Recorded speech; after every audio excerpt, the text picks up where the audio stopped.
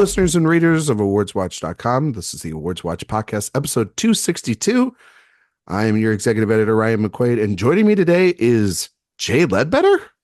Heyo. This isn't Gladiator, Wicked, big weekend. We need a big guest. This isn't a director watch episode. What the hell are you doing here? Apologies to listeners everywhere. Jay and I are here to talk about Gladiator II. And we're here to do something that kind of only we should be doing, which is a top five Denzel Washington performances episode. Right, Jay? It's a big one. I mean, we put in a lot of work this year to kind of get to this point with the Tony Scott series, the Carl Franklin series, our own individual watches. We're big fans of Denzel. Talking about Gladiator 2 as well. This is going to be a lot of fun. We haven't done a top five in a long time, you and I. No, I love a list. I love a ranking. I know you love a list. You love a ranking. You love agreeing. You love disagreeing. I love to disagree. I know you love to agreeing. Disagree. Boring. Disagreeing. Now we're talking. Kind of rolls. And then I think it'll also be like a good maybe tapestry as to like the range of films and performances that Denzel has given us, and we'll be able to talk about those later. And we'll also go in depthly into what we liked and maybe what we didn't like about Gladiator 2. But Jay was right. There is another film that came out this weekend. Mm-hmm. Some would say that people are holding space for it in a movie theater, being that space and sitting down and watching 2 hours and 40 minutes of half a movie. And that's exactly what Cynthia Erivo wanted. Exactly. That's what she's always been dreaming. Which is Wicked Part 1 is in theaters this week. Jay, you did not see Wicked Part 1, right? No, so I'm going to hold space for you to give your thoughts on the movie. See, this is why he's my podcast co-host, folks. That's great, Jay. Do you plan on seeing it? One day. I have to be very calculating with my theater visits with a 2-year-old and a wife who works many nights. I'm not sure that one's high on the priority list. Does she want to see it? So I asked her about it. She's a big Wicked musical fan. She said, I think they're going to screw it up, so I don't really care. We'll watch it when it comes home. Yeah. Wow. So that was her. Not a lot of faith in the Ledbetter household. No, not much going on. Not a John M. Chu fan, I guess. No, didn't like the G.I. Joe retaliation. I guess not. I don't know. In the Heights? No. I didn't like that movie. I know you didn't like that movie. It's fine. Yep. So I did see Wicked Part 1. I kind of got, I guess, eviscerated on Twitter for. Oh yeah, I saw that. Everyone was very chill in your. They're very nice. Everybody was just like, there wasn't any, fandom. I disagree with you, and I'm really looking forward to this, but also I respect you very much. Yeah, there were a lot of just really nice people. You know how social media usually is, right, Jay? Yeah. Where people are like, yeah, man, I agree to disagree, bro. Let's go have a drink and discuss our differences. No, there were a lot of fascinating responses that I ended up just muting that because I think that that's a healthy thing to do. And not engage with people that are very disingenuous. There were a lot of hateful things that were said, and then I didn't mean everything I said in mine, but no, but it was an interesting sort of look at fandom, because there were half of these people that were fans of one of the lead actresses, Ariana Grande, that were very upset by it. And then there were a lot of fans of another fandom that is not even remotely near this movie because they're in the same award season, Selena Gomez, that were liking it and retweeting it and were like, oh my gosh. Yes. And this was very much like when I had a mixed reaction to A Star Is Born, Jay, and the Lady Gaga stands came after me. Well, I was mad at you for that. You were mad. He didn't speak to me for 3 weeks, which was great. Not for our podcast, but just for you personally. But for me personally, I was like, oh, God, finally, jeez, shut up for a little bit. But I did see the film, and I actually am very curious for you to see this movie, because I am worried about people, particularly critics, moviegoers, just everybody in general, because I think that it is a fascinating movie to talk about in the type of blockbusters that we're receiving today and the type of IP that is being driven in the legacy sequels or the legacy movies that are being presented to audiences. Because I'm not a big fan of the musical, but I went into this movie hopefully with a 2 hour and 40-minute runtime for a part one, Jay, thinking the world will be expanded upon. We love that. Yeah. The lore will be, they'll tap more into stuff from the book or maybe even from the original world of Oz, and the love will be on the screen. And I didn't really feel like I felt like a commercial was made for all people to feel really engaged with something or make them feel warm and fuzzy after a rough last couple of weeks because of what has been, the results of the political elections. And I think that that's where a lot of the first reactions calling this a masterpiece and getting swept up in the emotions. And for what it is worth, this is a movie that does leave you on the most well-known song and most emotional song being on the last scene of the film.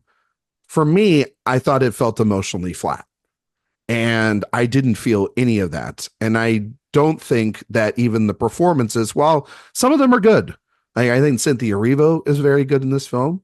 I think Jonathan Bailey is pretty electric in the limited time. There seems to be somebody you're not mentioning there. I'm getting to it. I think that Ariana Grande is fine in the role. I think that there is a little bit of a mimic of Kristen Chenoweth and her love for that performance. That's the problem with adaptation. Yeah, exactly. And so I do think that there is I don't know where that mimic ends and where Grande begins, though I do think that she is very committed in the work that she's giving. And I don't think that it's an awful performance like I thought it could have been, because the trailers certainly indicated a really bad performance. I think visually this movie is a mess. It's one of the ugliest movies of the year. I'm just going to go out and say. And I think that the cinematography and the lighting, it's all been said online, but I'm just going to reiterate it. It's bad. It's terrible. Even people that like it are like, yeah, it's not good. There is a plasticness to it that really reeks of a lot of the movies that you and I get really angry with, which is like Marvel movies or Transformers movies or IP movies that are. I mean, it looks like the other Oz. It looks like Sam Raimi's Oz movie to me. Yeah, but at least that one looks terrible. I think that movie looks better than this. Ouch. Yeah, which says a lot, because that blockbuster is, I wouldn't say it's misunderstood at all. It just is what it is, and that movie is awful. It's not great, and I think that this movie is a little bit soulless, just kind of like that one is. I think the movie's way too long. It doesn't expand its world out. Do you know the school, Jay, in which Wicked takes place in? Do you know the name of it? Oswarts. Yeah, it's called Shiz. No, it's not. Yes, it is. Incorrect. Look it up. Look it up, buddy. How do you spell it? SHIZ. Sorry, I can't. Shiz Universe or Shiz School. Yes. Gifted singers. So it is supposed to be, it's not for gifted singers. It is where knowledge meets magic. Mm-hmm. So this is supposed to, I guess, be an institution of higher learning with a component of you could become a witch or a wizard, right? Mm-hmm. Mm-hmm. And nowhere in this movie do they explain what this actual school is. I'm looking this up on Wikipedia right now. And we don't get an expansion of this world, or they only have 2 hours and 40 minutes, right? I mean, right? And the other thing is, it feels super privileged. For half of the movie. It feels super privileged. Most of like rich people go to this school, so it doesn't seem like they even want to address the privilege of being able to go to Shiz. Well, that's what everybody wants when they go to Wicked, is they want a class commentary. Well, no, but there is a sense of like, this movie feels different on the outside. This place feels on the outside of anything else in this world, anything that we've known for. So the rules of it don't make really any sense. They don't want to explain where this place is at, or, what you achieve by going to this school, or what does it mean. None of that sort of explained. It's basically, Jay, a movie made for only the fans of this property or this book, and everybody else, you better just be along with it and go with it. Buckle up, because you got 2 hours and 40 minutes of this and probably another 3 hours next year. And it's very frustrating because it doesn't explain its world. It doesn't translate for me from the way in which you can make a musical and you don't have to show things on stage the way you do or don't have to in a movie. And it doesn't feel like at times it trusts its audience to have an imagination enough to fill in the blanks or to have any sense of wonder of this place. The production design of this movie is pretty awful, Jay. I've been describing it. Yeah, I would describe it as a used recreation of a Harry Potter set that they've been using at Universal Studios. And they took it out of Universal Studios after 10 or 15 years and said, let's just shoot on that. Because it really looks horrible. Quality. Yeah, and there's like this almost streamer, straight to video sort of. It's got the sheen. It's got the sheen on it just really bad. And yet people are eating it up, by the bucketful. I think you might have overstated your rating on this thing. I think I don't like it, and I think that this is a problem with big budget blockbusters, that when they're delivered like this, people just seem to ignore everything about it and only want to focus on the either how they felt in the moment or bringing other things from the outside into it. Because I think we all watched different movies over the last couple of weeks than I saw here, because everybody's been praising this up and down. And I saw this movie and I'm like, this thing is like a Marvel movie. This thing is a Transformers movie. This is IP given to its fans. There's a scene literally in the middle of this movie where the previous known Glinda and Elzebub, played by Kristen Chenoweth and Idina Menzel, show up. Oh, we get a little Easter egg in there? It's not an Easter, it's a full song. And it's is it a new song? No, it's like a one from the musical, but yet they're the ones doing it. They're just playing different characters. Yeah, and it's very winky to the audience, and you're just like, no, like it's bad. It's very bad. Deadpool ever show up at any point? It's, you know what, Jay? It felt very Deadpool Wolverine. It felt very much like that, where it's like it wants to wink. It doesn't do it, but it's trying to wink a lot. And people ate that movie up, and people are eating this one up at the box office. And nom, nom, nom, nom, nom, nom. I think that that's not how I want to see blockbusters made. There is something that's been this weird predestined communal bonding experience that this movie, and then I think that's mostly marketing. I think they've marketed this movie. No, yeah, Universal's done a great job. And I also think they've spent a bajillion dollars marketing it as well, so that helps. But it is a weird thing where people are getting very defensive very early. And it's not just in the way that you would expect an online Ariana Grande fan to get defensive. It's more than that. It's the Broadway people. I did not realize how strong a fan base Wicked had. I will say that. Yeah, they're strong. They're powerful. I didn't either, and I think that I'm glad that people are having that experience. I'm glad that people are enjoying it. I'm glad that people are going to see movies at the movie theater, because God forbid we need people to go see it. I just wish that it was a better film. I wish my sensibilities for blockbusters wasn't as, easy to just get over. Because I felt the machine and the parts and the toys and the marketing and everything while the movie was going. I just felt, how like, Jay, when I've told you that I feel the Marvel machine moving in some of these films, and I'm like, it doesn't feel like a movie. It feels like a commercial for the next thing. And that's what it kind of felt like at times here. Mm-hmm. And I don't know what John M. Chu's visual style is at all. He doesn't have one. He's not an auteur at all. He's a director for hire, essentially. I know it. It's stale digital. There you go. There's Oh, okay. Then Jay figured it out. It's the default. It's the default filter on any modern blockbuster.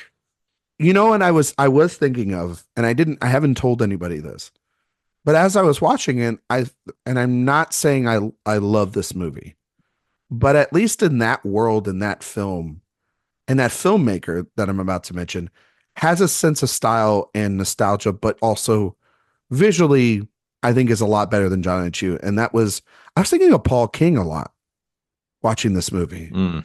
And I was thinking about a movie like Wonka. Wonka. Oh, wow. If we're gonna be going, wow, oh, if only this was Wonka, then I'm No, but I was thinking about just like what about the Paddington movies as well, and how there's real heart and reverence for, even if those movies aren't visually what you want them to be, Jay, there's a lot of heart to those movies.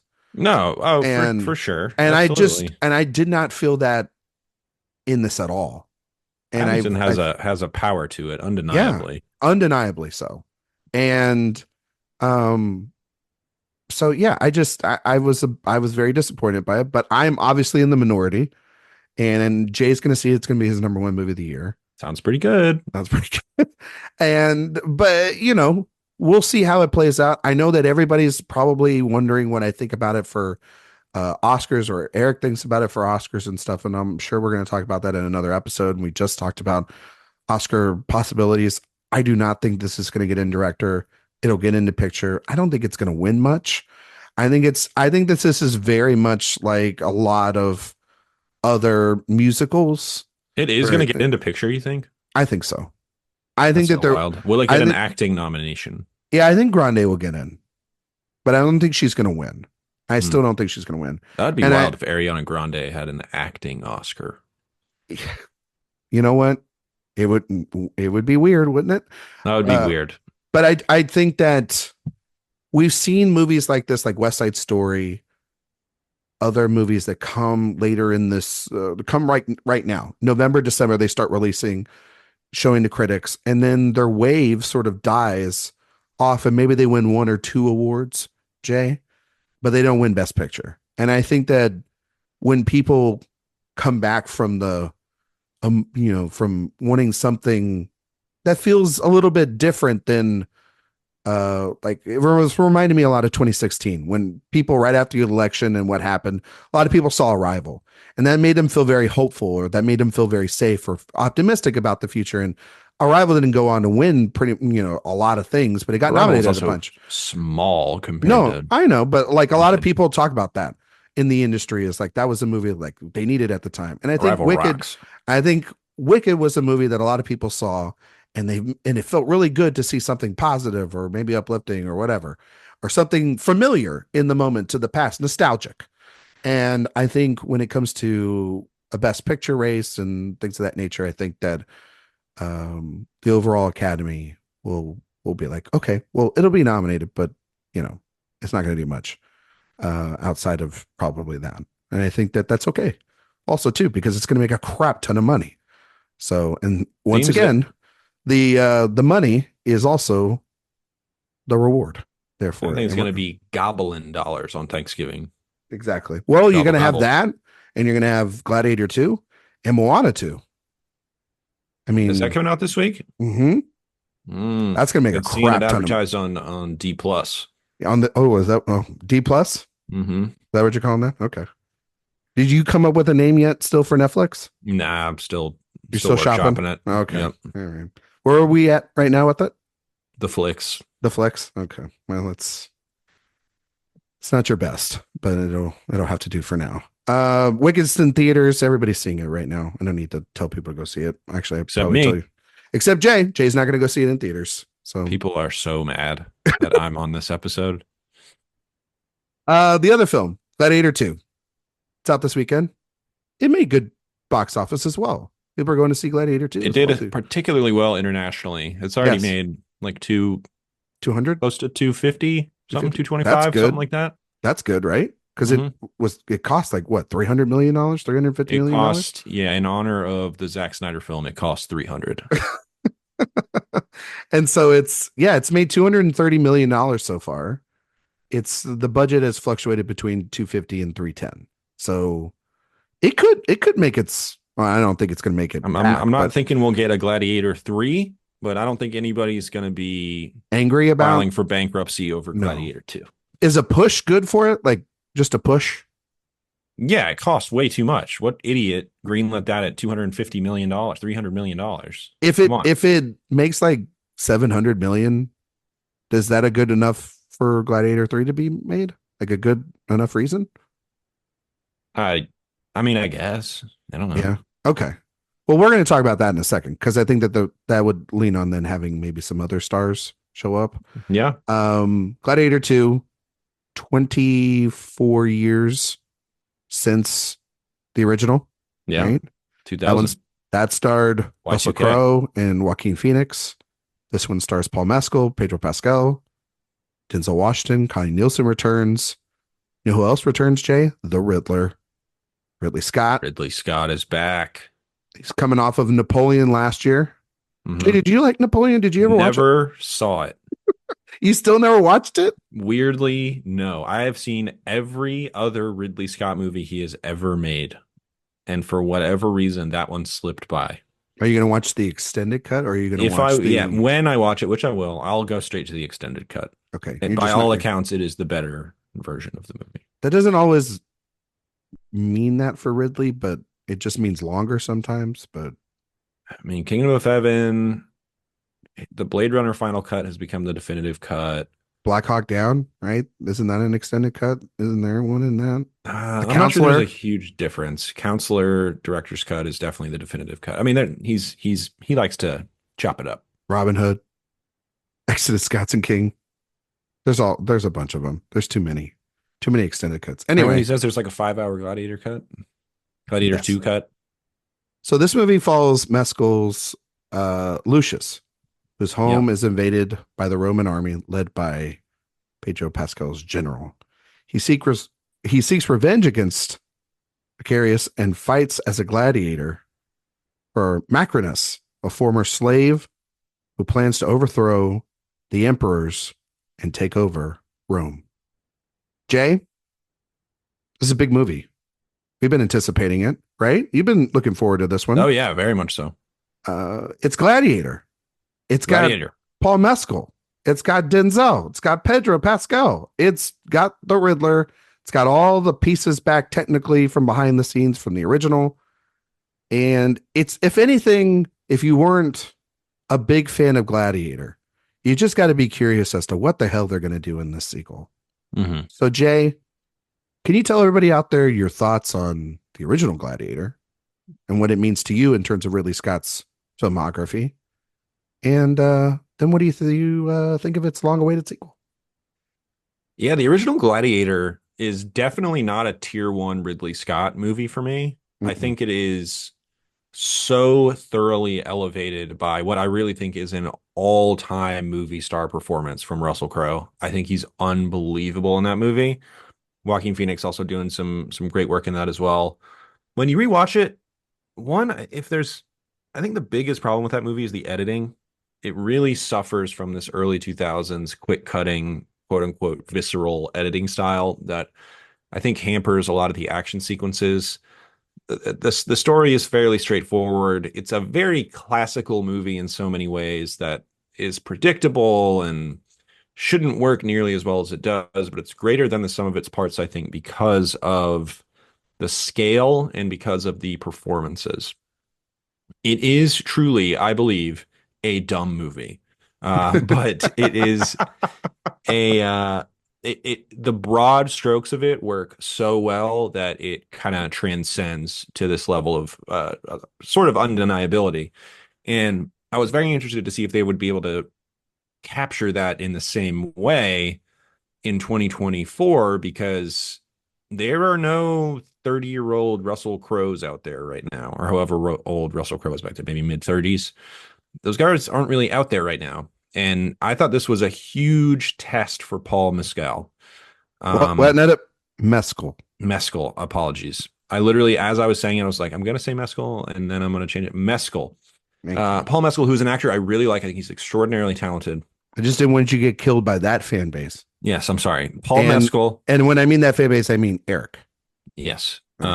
Yes. Well, that won't be the last thing that people are upset about me talking about Paul Mescal about but I was curious because he's an actor I think is extraordinarily talented.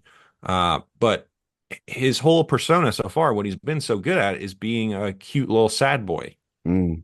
You wanted to And see if he had the goods as a movie star. action movie star. Okay. And this prompted a huge conversation in my office because Oh boy. people were like, "Oh, what did you think of Gladiator Are this 2?" with the Gen Zers and the young millennials? The youngsters. Yeah. And I was like, well, we'll get to what I thought in general, but I was like, I'm not sure Mescal is a movie star. And they're Did you like, think that going into it? I wasn't sure. I was very unsure of whether Mm, this would work okay. or not in that regard. And they asked me, "Oh, what do you think of Mescal?" I was like, "I still really like Mescal. He's a huge talent. I don't think he's a movie star." And then so for the rest of the day, they were just flinging actors and actresses at me. They're like, "Are they a good actor or a movie star or both?" Oh, so what were some of the names they threw out at you? Jake Gyllenhaal, Well, it's a good actor, right? good actor, not all the way movie star. I would No, argue. probably about like a 50% movie star. I don't know what Jake Gyllenhaal's stock is Here's anymore. an interesting one they threw at me: Hmm. Miles Teller. I don't even know if he's a good I actor. know, I don't know. It's tough, but Just a he's not a good. movie. He's definitely not a movie star. He's an actor. Yeah, Like, is that good? Like, he's I Miles said Teller. I mean, I did say I think he's a good actor. He's a Definitely not a movie good star. presence, but not a movie star. Yeah, so it's sort of like he's halfway to both, but Yeah, but he all the can't way to decide neither. because he can't decide what he wants to be. Master of none. Yeah, exactly. That's a good one. Yeah, so that was basically a Well, whole we day of did a work that we well, Jay, spent. we did a movie star draft. Yeah, you know who's one of my draft picks in that? Who? A gentleman by the name of Denzel Washington. Well, that, but also we did like a buy or sell last year. Oh yeah, that was fun. The movie star stock market game. Yes, we did the stock market game last year. That's what it was. I'm sorry. Yes, we Hmm. also did that with earlier this year as well. We did a movie star draft and you picked Denzel and I regretted it. The minute after I picked Harrison Ford, I was like, shit, I should have just picked Denzel Washington. Hmm. But which is, I mean, like I'm picking two great guys, but I mean, Yeah, Denzel. Everybody knows Denzel's my guy, and I should have just. not even. I No. thought I could have him on the turn, and I knew Jay would He's on kind the of. J Squad. He's on the J squad. Anyway, yeah, we did the stock market, and we held a lot of stock on Paul as a movie star from the movie star stock market because of this film specifically. This was a big. Yeah, I don't even remember what I said then. This was obviously No, we his all big, held. I remember. I went back and I listened to it. We held our but we stock. weren't buying though. We weren't like buy buy I buy buy was. buy. He's the next guy. I wouldn't have. No, but I was very much like I think he can be because he's building. He's doing it the right way. Right. He's taking small character roles. He then gets an Oscar nomination. He's working with auteur directors, and then he takes the big step. And what's a bigger step than working with Ridley Scott on a giant sequel to Gladiator 2? And it is kind of similar to Russell Crowe at this point in his career. Like, Crowe And gets nominated this for the. movie reminds you of the old movie at every single turn. So We'll that talk about doesn't it. help. It doesn't help, no. But also, that's just sadly the way sequels and movies are made nowadays, too. Honestly, More or less. yeah. But Yeah. anyway, so you think that this movie? Well, you think this movie has a mescal problem? I'm not sure if it's an all the way Mescal problem. You're just Honestly, not buying them one as of a. the biggest problems for Mescal has a Denzel problem because Denzel sets him aflame in every Yeah, scene they have together. yeah. And the arcs are so similar between Crow's character and Mescal's character that you can't help but just think about Crow in nearly every scene that Mescal is in. It is this guy whose family is killed and he's seeking revenge on the Empire by via gladiatorial battle. The Yeah. broad strokes of it are so similar that he is giving speeches to these fellow gladiator slaves. He is giving speeches in the arenas. Mhm. There is this strong silent type at the beginning of the film that slowly evolves into this leader, this vocal leader. at the Mhm. end, and he just doesn't hit the same way at all.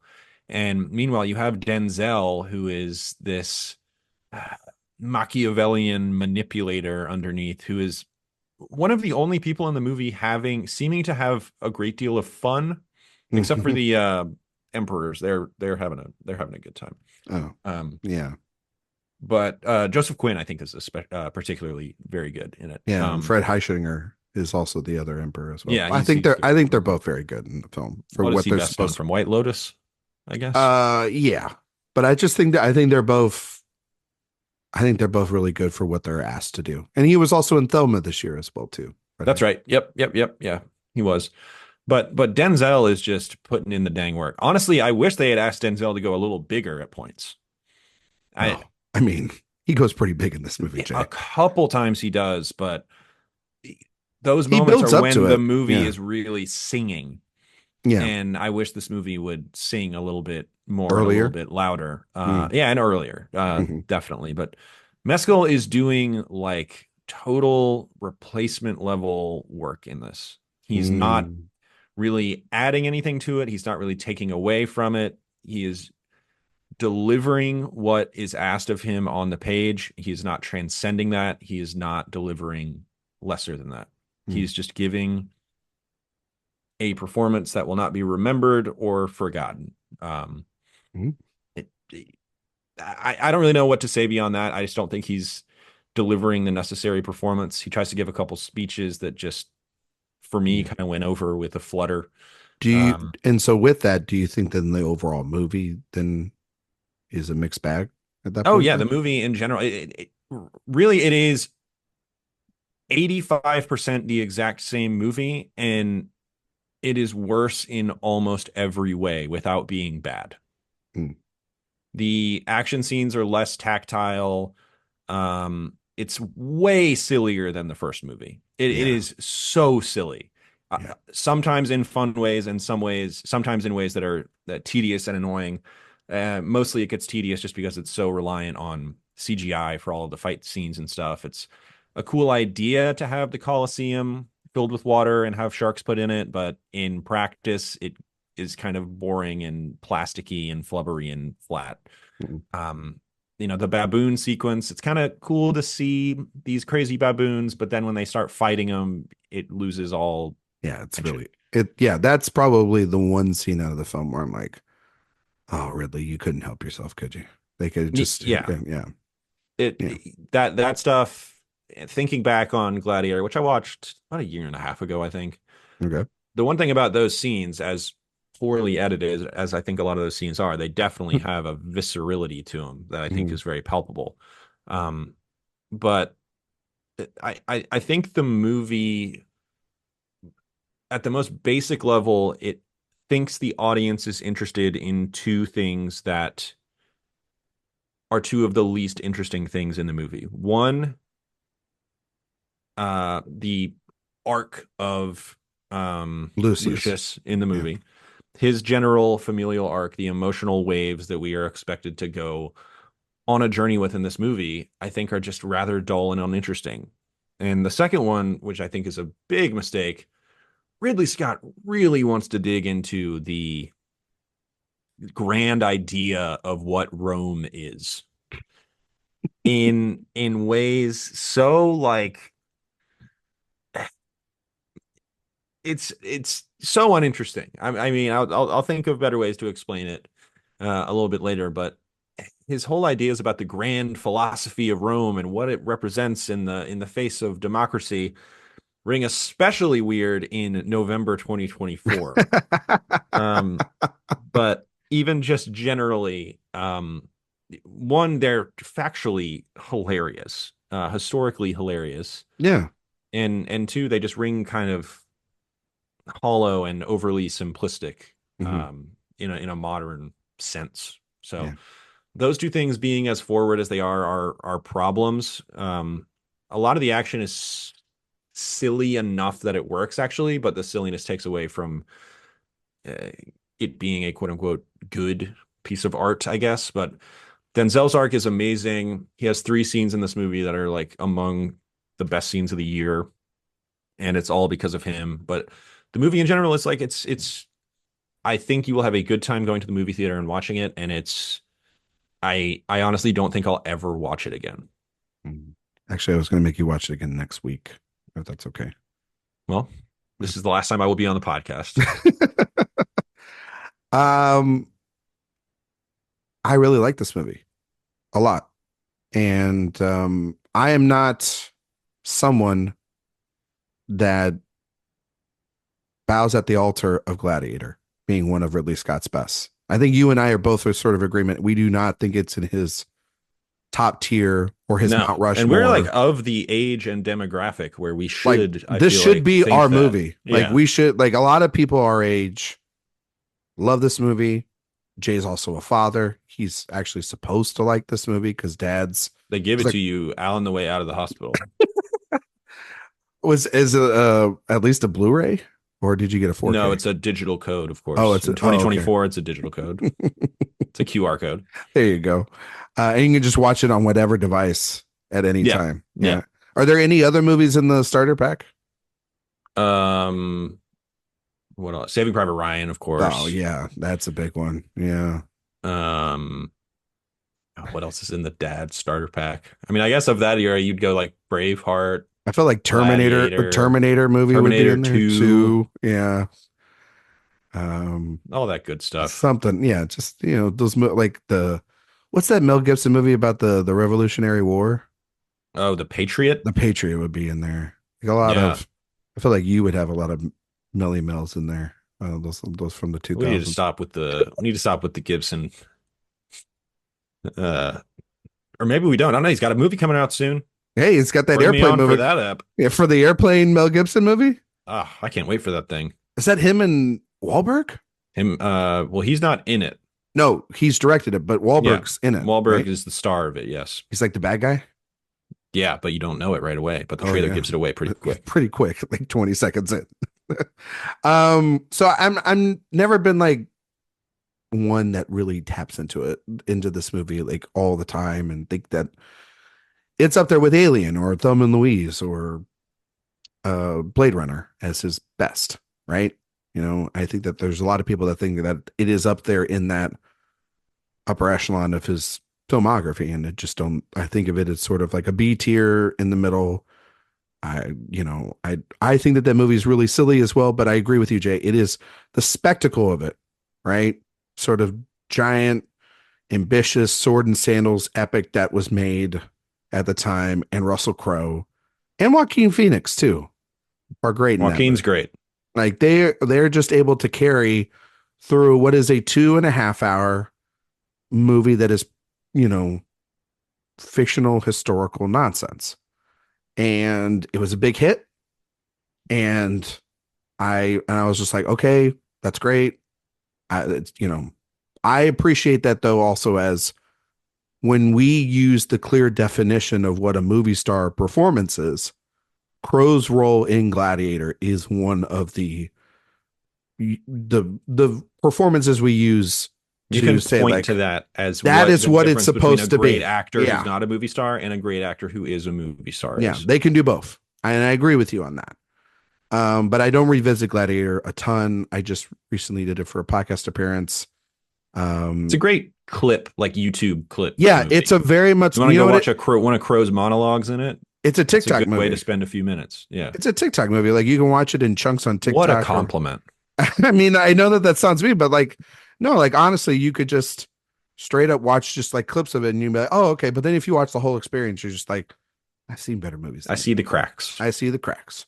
And so, I went into this one though with a little bit of like just kind of tepid expectations, because I've also not liked a lot of the big action films this year. And the big one, the big epic being like Dune Part 2. I'm not like a big Dune Part 2 guy. And I loved Furiosa. Me too. But I also got to reevaluate Furiosa and see how much I love that, or if that was my reaction because I needed to, at the time this year, see a really good movie with a lot of stuff going on with me personally in my life. And also really wanting to see a really good movie. And then I was like, okay, that's pretty good. But I need to reevaluate how much I love that film later on rewatches. To be clear, at that point in the year, you were being ripped away from your family and taken into the desert. And so it hit really close to home at the time. Yeah, I was like, why am I in Arizona? This is weird. But anyway, I went into this, I watched it, I sat down, I had a great time with it. And I just thought of it again. It's just like, this movie's really dumb. It's big, It's dumb. very dumb. It's big, dumb fun. And I'm like, okay, does that have to translate to like Oscars? No, I'm trying not to think about that all the time, like some fucking people do all the time. You know what I mean? This like, makes Gladiator look like Oppenheimer. True. And Yeah. Gladiator is dumb as well. But Gladiator 2 is... Yeah. It's beyond. No, it takes it to another level. And I think that that's a lot of it's got to do with Scarpa, the writer, David Scarpa. He wrote Napoleon with him as well. And that movie tries to be silly. I think that this, though, kind of strikes the tone that everybody wanted in Napoleon that I couldn't get on. But I want to talk about the crafts first, because I think technically speaking, I think that this movie is exceptional. I think what Ridley Scott is doing here, 86 years old, with the production design, the costume design, the cinematography, the editing, maybe not all the visual effects, like you said, Jay, like some of them are very weird choices, like the baboons and some of the... It's not even that they're sequence, bad. It's just that they're so extreme as ideas that they immediately, like, conceptually, you just know it's not real. Yeah, So but it's no different. So far out of it. For me, it's no different than the tigers or the lions in the original. And so, but like, this is even worse because it's like we have the technology to make this better, and it's not. And so that was the one there's time also there's so much more of it. Exactly. Right. Yeah, because we make movies differently now than the best action scene in this movie is probably when they fight at that party. Yeah. Well, I mean, also on like the open battlefields, but when it's one-on-one combat, I think is when the movie is this opening with a huge battle scene and comparing it to the one from Gladiator is tough. Well, no, it is tough, but that's just also I think it's just the state of... It's not... I don't even can blame Scott on this at this point. It's just the state of Hollywood at this point, man, and just how people want to see movies. Again, it's the same thing I argued with Wicked. It's like, this is how people want to see movies. But I do think the way that Scott is making it here, there is a heartbeat to it that is, and it also helps having this, what we know to be a very serious, auteur-driven, director like Ridley Scott at the helm, and he's got passion to make this. And I think that I'm not going to say you're wrong about Paul Mescal. And I think with my stock, what I would do is I would still hold, because I think you're right about, I don't know if I can say he's a movie star yet. I can't say that he's not one yet. My jury's actually still out when it comes to that. Weirdly enough, because I'm trying to think of even who to compare him to, because he's so handsome. Yeah. Oh my God. Jay, calm down. His shoulders in this movie? Get out of here. Get out of here. His legs? My God. It's all in the arms in this one. It's all in the arms for you? Okay. All right. Oh, yeah, he's looking, he's a hunky, cute, sad boy. That's what he is. I don't know who else is that. Jude Law, maybe? Is that who he is? I don't know. No, Jude Law did like The Holiday. Jude Law was never hunky. Yeah, I know, but they tried to shove Jude Law in our... Maybe he's Colin Farrell. Well, I mean, there's the Irish. That's good, but Colin Farrell, they tried to make a huge movie star, and it never worked with like Alexander. Is he not a movie star? And not in the way that Russell Crowe is a movie star. Yeah. Well, Russell Crowe's not a movie star anymore. Well, not in the way that Russell Crowe ever was. A movie star. Thank you very much. I was like, he's not. He's making Pope's Exorcist now, for Christ's sake. Look, me a Crowe. You put Crowe in a movie, I'm there. Yeah. If you put Farrell in a movie, I'll be there. That's Definitely. I mean, come on. I mean, that's a good question. Is Colin Farrell a movie star? I mean, he just did like that Penguin show, and that's very successful as well too. So it's like, that's a television show. Yeah, I know, but I mean, Nicole Kidman, would you call her a movie star? She does like 9 television shows a year, it seems like. So I don't know, but the world of movie star changes left and right for, I guess, veteran movie stardom is not even really a thing when anymore, you are a movie star. Here's a good question: when you get the acclaim of being, or like the mantle of being a movie star, when you get the championship belt, I guess, do you then ever lose it? Or Definitely. are Yeah. you always that? Like Here's you my get the theory benefit of on the doubt. Farrell. You definitely lose it. Okay. I think Colin Farrell was a movie star and he started excelling when he became a character actor. Okay. That's fair. And now And it's I think like, now he's a like top tier character actor. do you think he like could dance? He But like could, he's just like so obscenely handsome that it's hard to think of him that way. yeah. But also, I think though too, because he was popular as a movie star, there is like a thing for like audiences to want to go to see the things that he Yes. wants to make now. Agreed. You can get a So movie therefore, made yeah, you can get a partly movie made with because him. So not fair enough. entirely, but a little bit. Fair enough. You know what I mean? You know, so I don't know, man. I think he's like borderline. You could still call him that. I mean, he's doing fine. He's doing great. Seems We like love such a Carl. nice guy. He does. I just want to talk to him. God. He seems like a nice guy. We're Anyway, gonna talk about him later. yeah. Oh, maybe? Really? Yeah. Oh, yeah. Oh, I know what you're talking about. Okay. So I don't want to say this. I think Mescal, I think he's good in this, Jay. Because I think he's doing exactly what he's being asked to do. And I don't think that I agree with you. And he's playing a version of a character that we've seen him play before. And I think he's really good at that. Replacement level. He's hitting 250 with 18 homers. And I don't think he goes to the levels of what Russell Crowe is, because that is a Oscar-winning defining role in Russell Crowe's legacy.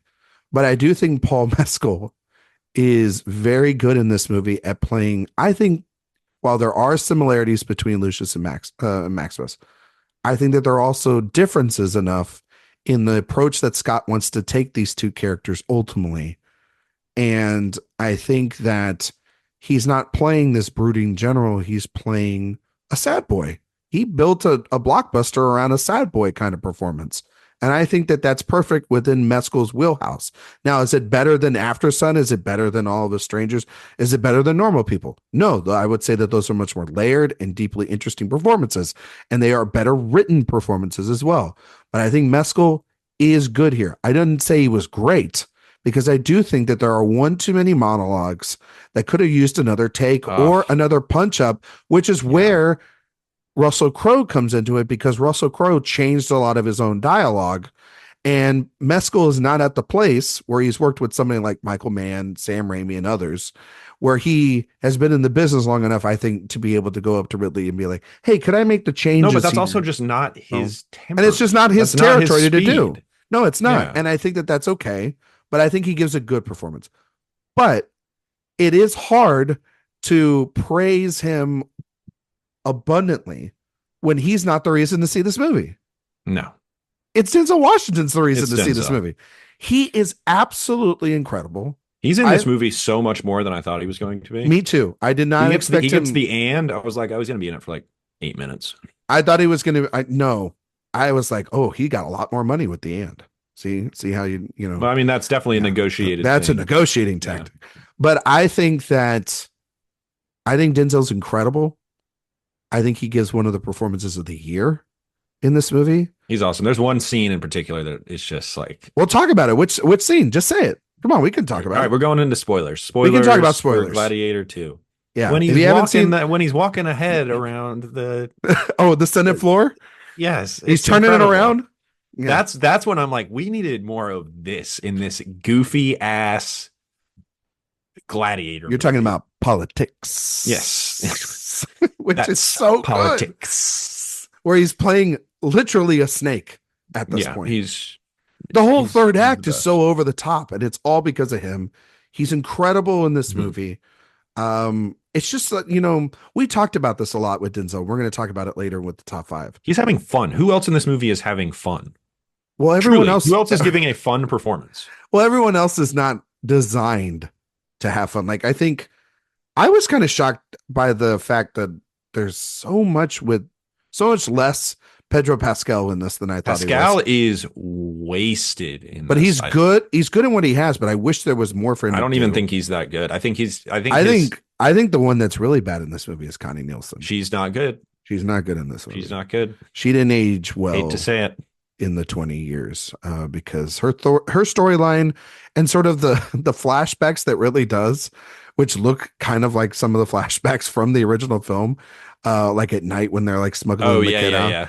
It's so bad. Like and I don't think that I think you are right when they try to focus too much on the lineage with her Ugh.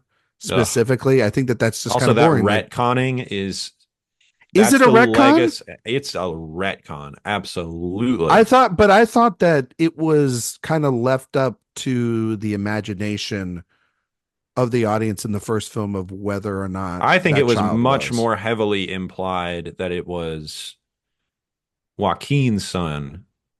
Oh, you think so? That I thought was I more thought it the was. implication of See, the first when I film. always watched that film, I thought that it was That that completely screws Maximus. up the first movie if the whole point of that movie is a revenge for his family. Meanwhile, he has this other son. That's fair.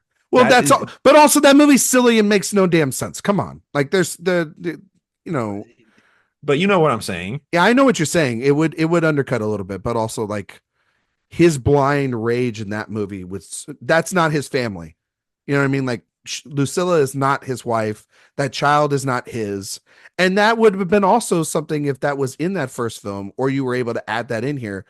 The idea that then Lucius is rejecting a lot of her and his father is a lot than implied of what Maximus is doing there. I just don't think that Scarfa writes it well enough to tie those loose ends tightly enough or to make us believe that this is a retcon, that ambiguous sort of meaning it may be in the first film is enough then to have a definitive statement here, if that makes does that make sense, Jay, where it's It like does make the sense. It writing feels to me, lets them down. I think that's oh, just, for sure. you know what I mean? I mean, the whole So idea of him being Maximus's son just screams of Legacy Sequel 2024. Ray Skywalker. Yeah, exactly. I mean, that's exactly what it feels like. And it's just, I think it's done better here than that movie. To be fair, that movie's I overall. mean, that is like saying I know what that's saying, but I'm just saying that like this I do. milkshake tasted better than the spoiled milk that you served me yesterday. But Wasn't that bad. Jeez. I'm trying over here. But I do think that, you know, I go back and forth on it because I think that some of the writing's bad. Nielsen's bad, but I think Mescal's able to sell it. And I think Mescal, again, he's being, he's doing the I best he don't can know. with what he has. And I think he's still giving a good performance. He I is don't think doing he's the bad. best he can do. I agree. I agree that he is trying his best. I don't think And he's for bad in that, this. we I think that the salute other you, stuff Paul. around, I think he's good in this film. And I think then he would have been great if he made some just minor tweaks, or maybe there was one or two more takes. I don't think he's great. I There don't are think he's times where they are bad. asking him to be Russell Crowe in the first Yeah. movie, And I very wish, specifically, and he can't do it. that they didn't. Like, Yeah. because the majority of the film doesn't ask him to do that, Is there honestly. anybody under 35 right now who would be, if you were Well, remaking Gladiator, well, who Tom is Holland, Russell Crowe? right? I mean, oh my God. No, I I mean, don't know. we talk about this all the time, but like it is dire straits out there. I What is mean, going on? I don't even think Pal could do it. That's the thing. It's such a unique performance that Crow gives in that movie. It's, I don't think Butler could do it. Chalamet definitely could have do it, and that's been Oh, the Butler rumor. might be able to do it. That's been in what I've got all my Butler stock. I don't think Butler. Is Butler under 35? Hey, Mama, why don't you Maybe come like over right here under and 35? help me be a gladiator? No, I think. I mean, there's also the stuff that's been coming I was out 33. at the time of recording is that like that Ridley thought about Chalamet playing this role, but then he saw normal people and he switched over to Mescal. So, and I don't think Chalamet could. I think Chalamet would have been a horrible Well, choice. the whole thing that makes him good in Dune 2 is that he is incapable of doing the Russell Crowe thing. Yeah, that's exactly the point. It's like yeah, he's making them believe it, even though like the commentary is that he you know he's not good at the yelling. he's part. kind of a doofus. Yeah, he's a doofus character. But yeah, Denzel's incredible in this movie. I I pray to God that he wins the Oscar. I know that last week Karen and Mark talked about Ridley Scott potentially winning the Oscar for director here, Jay. I don't know if that's going to happen. I There's don't no think way that happens. there's no way unless like they just the narrative builds for him because he's never won it. He's never won one. This would be one of the all-time career Oscars if that happens. This movie is so silly. But there is something great though about once again seeing a kind of performance like this from Denzel coming directed by a Scott brother, right? Because like No, I don't yeah, think I I think definitely follow over with that. I don't think over the last couple of years, like I listen, I love Denzel, but I don't think he's given a performance like this in a while. Like this is Rome. This is like Rome Training Day, only taken to like extreme, likely campy, hilarious. I get to do whatever it's like he walked on set and said, "I'm gonna do whatever the fuck I want with this character." And Bisexual ancient Rome training day is exactly more or less what we get have here. And in that movie, he takes over and he won an Oscar. And I think this one he's taken over, and I kind of think he's gonna win an Oscar here. I think he's crazy good. And in a year full of like, where we haven't seen a lot of capital A movie star performances, even from the new batch of people, it's nice to just watch a movie like this and be like, oh, okay. Denzel Washington's in this, and he's giving us reminding us yet again why he's the greatest actor. He's just mopping the floor with everybody. Yeah, man. It's honestly a. That's why you're going to watch this movie again. That's why you're going to watch this movie again, Jay, because you're going to want to just see Denzel Washington. You're going to watch it because of Denzel. But yeah, I mean, he's just blowing everybody off the screen, which is truly, I think, a problem for the movie, but also the reason to watch the movie. So it's a little bit of a catch-22 in that regard. But again, I wish there were a couple scenes I'm like, all right, here he comes. He's going to crank it up to 11. And then he kind of stops at like an 8. And I think this movie could have used him more at 11. But I think he gets it. I think it's a buildup because the third act is so crazy what he's doing. His entire takeover, the killings, the stabbings, the blood, everything. By the way, the action in this movie, super violent. It's very violent. Bloody. Yeah. Just unlike really anything even from the first film, even than anything you've seen in Ridley's movies. Like this is just like no holds barred, visceral, angry violence being shown. Like there's one point where like just one of those giant just sling arrows it's a guy like right in the chest, and you see his like whole chest explode, and you're just like, yeah. Fuck, man, this movie is like there's again some of it a little flubbery CGI, but yeah, but also but you're just like, damn, like yeah. I guess only Ridley can do this. Like, no, there's definitely some. Oh my god, some of that. Like, yeah, you're like, I had to declare. But yeah, and then I just think that the third act is so much fun and so ridiculous. I kind of wish more blockbusters were like this, Jay, where they're just like, fuck it, we're gonna just do whatever we want. It has this air of seriousness, though, right? It does, never but like fully commits. No, but it has like I think it has this weird dance of like it's serious, but it's also like it's serious, but also don't take us too seriously, in like a fun way in which like we're dealing in a historical drama, but also like we're writing the rules and we're making this up as we go and we get to have fun. Like, I mean, you do have to throw any logic out the window when they have sharks in the Coliseum. Yeah, that is for sure. I was like, hell yes, throw them in there. What a profoundly silly thing. I wanted the sharks to become the emperors. Like I wanted laser beams attached to their heads. Like I wanted it to be. I wanted them to just keep going. Like what are they coming up with next? And it is interesting where this movie ends though, because it does tease a third, doesn't it? It kind of teases this. What do you think of the ethereal? Well, it teases a third the same way that the first one teases a second, I guess. Doesn't I mean it kind of teases, which is sort of the reestablishment of Roman ideals, which is in the first one and in this one. Even wasn't more. Like the final shot, like the kind of like an homage or like a wink to like Maximus, and that's him in the ethereal plane, I guess. Or like in the other world. Definitely. There's a lot of communications with the dead. Yes. There was a shot realm. There was a shot in this movie. I was like, wow, I can't believe we got the uncut footage or the unused footage of Barry season 3. I mean, it was like they were literally on a beach and Mescal's like right there, and it feels very dour. Yeah, And some of that stuff is interesting question mark. But the thing about that stuff is I think the other biggest problem this movie has is Lucius has no interiority. We know nothing about him. And we know, and to be fair, we know very little of Maximus and his relationship with his yeah, family early in the film either, but they're that caricatures, for me works so much archetypes. better emotionally Yeah, than I think that one's a much more the emotional arc journey, and for Lucius. this is more. The idea of this is more grand, like that's more personal. This is more. Well, maybe that's what I like about the first one more then, because Well, this is I do think you're onto something there because all these giant swings at these massive set pieces, I think, are kind of tedious and boring, and the hand-to-hand violence, like the real tactility of that, is what makes that Crow performance even more powerful. So, yes, Mescal is kind of swimming upstream with some of what he's asked to do for sure.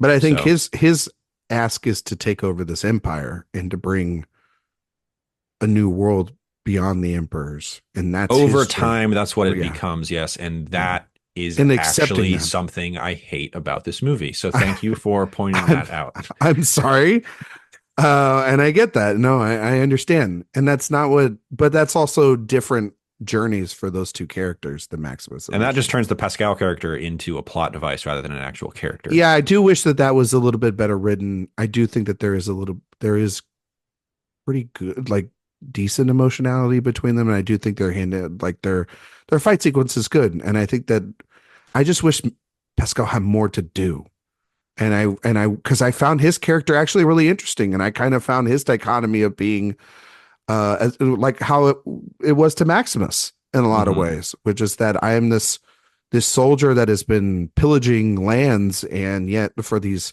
wackadoo emperors, and I don't believe in anything of this magnitude, and and I do find that trying to rebuild some sort of belief system. Yeah, and I do think that like Lucius battling him at the end is not the revenge he wanted, and nor is it then he realizes that it's beyond that. Like this political world is what he should be mad at. The system is what he should be mad at more than this one man.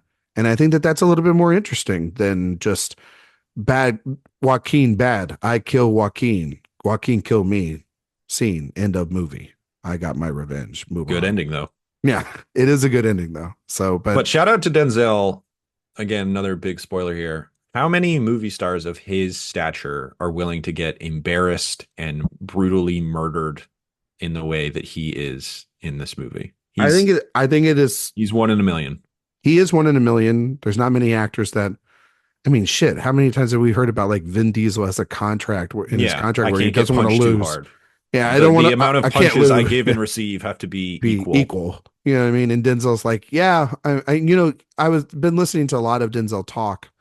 He's been on a tear. He's been on a tear. He's been absolutely tearing critics and media apart, and it's been wonderful. And I've been holding space for that. And he's he's just been talking about like he doesn't have many more movies left in him, so he's gonna throw it all at the in the kitchen sink at the wall. He's gonna work with auteur filmmakers. He's gonna work with who he thinks to be some finally of the best. Doing a Marvel movie. Thank God. Well, I mean, if he was gonna do, we don't know how big his role is. I know. If he is gonna do one, it's gonna be with Coogler, and I'm surprised Coogler's doing the next Black Panther movie. Actually, well, yeah, because he's gonna probably need to after in case this vampire movie that he's doing doesn't work out. So I gotta tell you this though, I'm kind of hyped for it. No, I'm pumped for that. That sounds great. I'm like him, B. Jordan. They got the goods, man. If they, it's kind of what you should do, right? You should, if you have a success off of that, then go and make something wild and original and fun. And cash that Black Panther check for sure. Yeah, do whatever you want. Yeah, yeah. It's what Nolan did. He did that with those Batman movies, and look at what happened for him. Nolan has led arguably the blueprint. Ideal direct. Yes, exactly. He has given the blueprint to everybody else. I mean, look at Gerwig. She's doing the same thing. You know what I mean? It's a different world. You know what I mean? Like, that's why you kind of hope that, even though, I know Jay's not looking forward to it, you kind of hope that Mufasa does really well for Barry Jenkins so he can make like 4 or 5 I whatever hope movies he I wants. hope it is amazing. I hope it's a Yeah, I great hope so too. movie, and I hope he never makes another Lion King movie. No, but it will at least greenlight the next 3 or 4 Yes, Bill get Streets. You know what I if mean? if yes, if Mufasa gets us 3 more Moonlights, 2 more Beale Streets, and And another Underground Underground Railroad, Railroad. then we're cooking. Then we're cooking in business. Yes, exactly. Um, Anything else you want to say about Gladiator 2 before we go to the top five? Um, nah. Okay. All right. Well, go see it in theaters. Jay's a soft recommendation. Would I'd you say soft recommend. Mhm. I Go see it was for Denzel? disappointed, but there's stuff to really like about it. And let me be clear on the record, still a big Paul Mescal fan. Yeah. Looking forward to whatever he does. Worried about the state of the movie star in 2024. He's going to be in Chloe Zhao's next film, and he's going to be That sounds perfect for him. He's going to be in The History of Sound with Josh O'Connor next year. That sounds great. Yeah. I don't know. I don't know. You sold your stock a little bit on him this week. You're gonna have to earn it back. I love the sold film. my stock on him as a movie star. Mm. In the same way that I wouldn't be super excited if William H. Macy was the star of Gladiator II. I don't know. That'd be kind of cool. Wait, like now William H. Macy or like Boogie Nights era William H. Macy? Either. Okay. Well, either way. Talk about a sad boy performance if it was I'm trying to think like Nights. who is the equivalent. I mean, it is kind of Farrell. I think he might be the new Colin Farrell. Would it be like Murphy? Like Killian? Well, I guess he's never. Although I don't think Mescal couldn't do Miami Vice. Oh, what a challenge. Hola, chica. I think he needs to work with Michael Mann, is what we're saying. I think everyone should work with Michael Mann. Crow worked with Michael Mann. Colin Farrell worked with Michael Mann. Get him in Maybe Heat 2. that's the gateway. That's Get him in the Heat checkpoint. 2. Get him in Heat 2, right? Oh, he could do that. He's kind of short. He could do. He could do it. Yeah. Oh, he could be Pacino. Pacino. Go see it in theaters. Gladiator 2. I had a great time with it. I think it's the best blockbuster. I had fun. So go check it out. Best blockbuster we've had this year. You think it's better than Furiosa? Yeah. Because you know what Furiosa doesn't have? Sharks in the Coliseum. Denzel Washington. That is true. It doesn't have Denzel Washington. Which is what we're talking about for our top 5 this week. What a transition. Anybody who hasn't listened to a top 5 before, we go 5 to 1. If Jay's number 5 is my number 2, we talk about that movie all at the same time. And then we'll have some honorable mentions. Jay, we're doing top 5 Denzel Washington performances. I think it's a little different than top 5 Denzel Washington films, potentially. Or maybe it's not, depending on your criteria. Do you have any rules or criteria that you had for this list? Or you just was like, screw it, I'm not putting any limitations. I'm just going to list my 5 favorite Denzel Washington performances. No, it's pretty straightforward. No. All of mine did end up being lead roles, I guess, although I didn't necessarily limit myself to that as a qualification. Okay. It's just the 5 times Denzel kicked the most ass, which is an impople task to. Well, it wasn't just 5 times though, right? Because he's been doing it for like 40 years. The 5 most out of if he's been in 100 movies, he's kicked ass 100 times. So it was tough. But however, I am worried we're going to have a lot of crossover here. Were there any movies that you caught up with maybe over the last couple of weeks that you hadn't seen that maybe aren't going to make the list, but they were blind spots in his filmography that you had to catch up with? The one that I absolutely needed to watch and I hadn't, and I caught up with was his first Oscar win, Glory. I hadn't seen Glory before. You hadn't seen Glory? Mm-mm. Really? Yeah. And it's not in the 5. Not in my 5. Thoughts? It's a good movie. I'm surprised he won the Oscar for it, to be honest.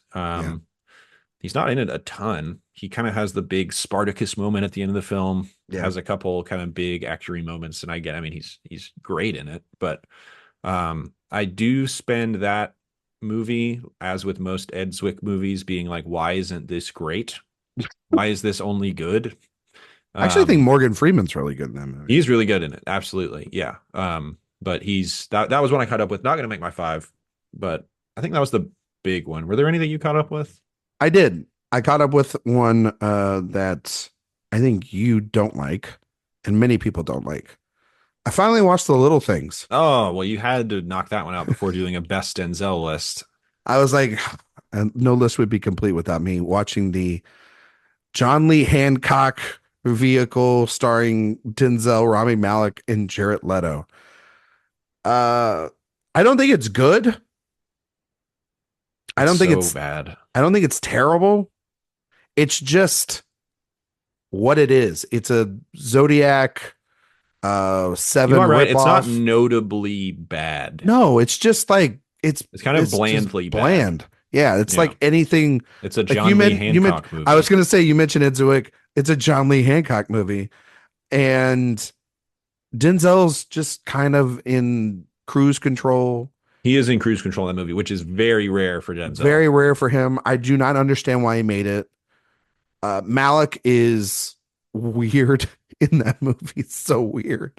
And weirdly enough, I'm going to say this. And I know this is going to sound crazy. Leto's the best performance in the movie. Leto is the best performance in the movie because he's adding something, He's doing something. anything to that. Yeah. He's not particularly good, but he's just like, it's just like, just He give me might actually something. be actively bad, but in that particular movie, bad is good. Bad is good.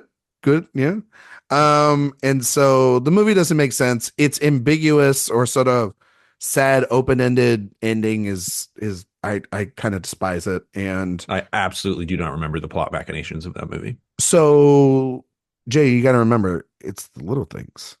Oh, it's the little things that you got to remember. Well, that's Yeah, why I don't exactly. like it because I don't remember the little things. Exactly. I'm more of a I make sure on our podcast that It's in the I details. yeah, I got all the details right. And you're like big ideas and stuff. So it's okay, buddy. I get that. But yeah, I caught up with that one. And did you catch up with just any fun ones that aren't going to be on the list? Any like silly things? Or did you just prepare No. for or did you just sure up the five that you have? Yeah, I did a couple rewatches. I watched Glory because I felt like I needed to knock that one out. And then I've been doing other catch up, not just for this podcast, but for an upcoming podcast that we're doing. And then also for the end of the year awards for 2024 movies that we've been doing. It's a So big yours is movie watching time right now. big movie watching time. I I'm like I watched one movie I want to talk about real quick. It's not going to make my list. Mhm. I don't think it's going to make your list. Okay. I watched his best actor win. I watched Training Day. Not one I rewatched and not on my list. Okay. Because I hadn't seen it in like 15, 20 years. Mhm. It feels like, you know, it's been out, it was out 20 years ago, but it feels like I haven't seen it in about 15, It's probably been a 10 years. decade since I've watched Yeah, it. it's been a long time. 15 years at least. He's good in it, but He's great in it. He can give you that. If I go to Denzel's house, knock on his door right now, say, give me a Training Day, he could he can do probably it. Yeah. putting cases on all of you. He's good. Movie's bad, kind of. Movies. It's an Antoine Fuqua movie. It's not bad, but it's I mean, the David Ayer script has not aged well. it's a blunt object. Yeah, it's so weird. And I gotta ask Eric about this because he'll know more about it than I do. Because I tried to look this up and I couldn't really see. I don't know how he won that Oscar. He didn't win the Globe. He didn't win SAG. He wasn't nominated at BAFTA. Critics' Well, Choice. None of that. they don't nominate him. Well, no, they don't nominate him at all. I don't understand how he just won the Oscar and that was it.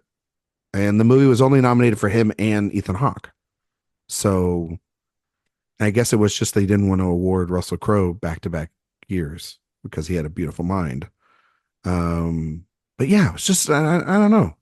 I don't remember why Denzel won that one, other than like, yeah, he gives a good performance in it. It's not like, again, a great performance. I think it's like it's good Denzel, and it's very big when it has to be by the end. He's playing a baddie, kind of like he is in Gladiator II. Mm-hmm. Though I don't think it's super self-serious though, as opposed to like other stuff that he has where it's like there's like that smile or that little campiness that he can have in that quality too. But anyway, Jay, I'm gonna kick it over to you. Mm-hmm. You're number 5, top 5 Denzel Washington performance. My number 5 is one that he was actually nominated for an Oscar for, but it would be the last one that anyone would remember him getting nominated for. And I think I know what you're talking about. this is a movie with the Colin Farrell, who we discussed earlier. This is Oh, the here film we that I go. was talking about. And this is a movie that I am a huge defender of, and it is largely because of the wild. This performance is unlike any other performance Denzel Washington has I given in will a give you movie, that. I will give you that. Yeah. and it is his performance in the Dan Gilroy film Roman J. Israel Esquire, Wow. a movie that I really like. One, Denzel's look in this movie out of this world. He's looking like lumpy and dumpy and not particularly handsome. He's really dressing himself down. He's completely upending the way that we think of him. And then his character in this film is this incredibly competent guy with really good morals, it seems. And it's all about him sort of caving in on himself ethically and to the point of going against sort of everything that we think he may have stood for at the beginning of the film. And I think he does this through like at times the movie almost feels surreal. And I don't know if that's entirely purposeful or not, but Denzel has this weird handle on this material, this take on this character where he does feel like he's in some world that is not entirely ours, but not too dissimilar from the one that we live in. And I think he's so funny in this movie. And he also has this potent thematic, what ends up being cynicism towards the end of the film that I really relate to personally, as you know, Ryan. But Mhm. um, I think it's a wonderful performance, obviously, because it's in his top five. We could do a 10, and I would still have some left over that I would really vouch for as honorable mentions. But this is my five, and I wanted to shout it out particularly because it gets talked about very rarely. I love this performance, and I like this movie a lot. I did some rewatch. I rewatched some clips of this Hmm. performance because I hadn't seen it in a long time. He's bringing Uh, it. he's bringing it in this. That is the thing about going and looking at individual film by film, and when we did the Tony Scott series, there's differences within his performance there, or even in Carl Franklin or other directors. Is that like he doesn't always just have to be big. I think people think of him as doing Training Day or doing these bigger performances. Hmm. Doesn't always have to go that. He can go quiet and small. I think of a film like, I mean, it might be on your list. I don't want to like jump ahead here, but something like Deja Vu, where it's very Hmm. different. It's something like, Man on Fire, which is very different than Crimson Tide, which is very different than Unstoppable. You know what I mean? And so, and that movie's so weirdly written and interesting, and A weird movie. it's a weird movie. And People hated it. Dan Gilroy, right? Yeah. And who did it's his follow up to Night Stalker, Nightcrawler. or Nightcrawler, yeah, same, um, and so I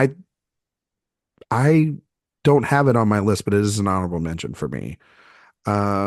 It's a top five Denzel Washington performances, Jay. So it would only make sense if I cheated a little bit. Oh no. And at number five, and Jay hates when I cheat on these lists, but I kind of wanted to just put two films together here, and one is probably the right pick, and the other one is a film that I rewatched right up to this. Hmm. That I weirdly found the sort of similarities in the performances and the themes. And Denzel Washington, the thing about we love about Denzel Washington, only outside of just being a great performer, is like, man, he can outact anybody in a scene, but he is also, as he's gotten older throughout his career, he's played a really good dad. He's a really good dad figure. Hmm. He's also a terrible father figure at times, depending on the characters that you do.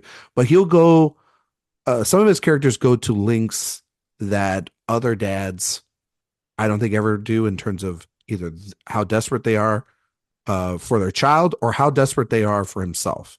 So I kind of give this the honorary Denzel Washington Best and Worst Father Award. Bad dad, good dad. Yeah, bad dad, good dad, for his performances in He Got Game and John Q. Mm. Because I think, Thought you were going fences. no, Fences is like, it's a good film. And I think he's good in it. It's very stagey though. It's And yes, very and stagey. he's also, and that would be worst dad because That's bad dad. he's very bad dad in that He's movie. bad dad. But so I'm going to talk about John Q first, Mhm. which I think That's is one like I haven't seen in forever. ever. I think if you watch that movie now, you would be a puddle because it is essentially a movie about it's his version of Dog Day Afternoon. Yeah, Like, what I if they do made remember it? that. What Yeah. if they made a Dog Day Afternoon His with kid needs a heart transplant or his kid something. has his heart is 3 sizes too big. He needs a heart transplant, and so in order to force the hospital to move him up the He list, occupies a hospital. and he keeps everybody sort of hostage, right? Hmm. And I mean, he has this just like great moment. There's so many great moments in there that Denzel's able to just overact everybody around him, and he's got like, this has got Ray Liotta and Robert Duvall and your guy James Woods and Anne Heche and all these other guys in the film as well. And so there's the moment where like he has the SWAT guy, the sniper, and he goes, "I'm going to outlive my son. My son is going to outlive me." You know what I mean? And there's just the way in which Denzel is just able to deliver this performance. It's honestly, it's coming right off of Training Day, and I think that everybody was kind of just engulfed with that performance, how sinister and nasty that character is. This performance is just as big and kind of has the sentimentality of a father trying to do everything he can to save his son's life and not accepting failure as an outcome. And he's really good in it. Duvall's awesome. He's like sort of the lieutenant hostage negotiator. No, he's the lieutenant hostage negotiator in the film, Jay. Really great stuff. And then you juxtapose that, what he would do for his son, which is everything in John Q, to what he would do for himself by using his son in He Got Game, which is a movie entirely about this selfish guy who son is, he's placed Jake Shuttlesworth, and his son Jesus is his top basketball prospect, played by NBA Hall of Famer Ray Allen. And basically, in order to get out of jail and get back on the streets, what is it, Jake? The warden of the school wants him to go to wants him to pick his son to pick the university that he's going to, Hmm. that he went to, and so he's got like 7 days to. Right. I think it goes even higher. I think it's like a congressman or something Yeah, too. it's something like that. It's like all intertwined between the prison system and politics and all these things. And they want Jake to get Jesus to go to the school that they want him to go to and Mhm. pick. But Jesus and Jake have this very fractured relationship stemming from the death of his mom, of Jesus's mom and Jake's wife, to just obviously being on opposite sides of the tracks. And then in terms of the relationship, but then also the way in which Jake taught Jesus everything about basketball was through this very abusive, dominant relationship that comes to head. And Jay, the last 20 to 30 minutes of this movie is absolutely incredible stuff. And it literally is Denzel versus Ray Allen by the end of it. And you see the sort of fractured dynamic In between one of the best scenes in cinema history. It's one of the best stuff. unreal. It's unreal. But just Denzel coming in here, Spike Lee directed and wrote this film. Um, Denzel just gets his best performances, some of his best performances with Spike throughout his entire career. I could have just named all of their collaborations on this list, and I tried to hold it back a little bit.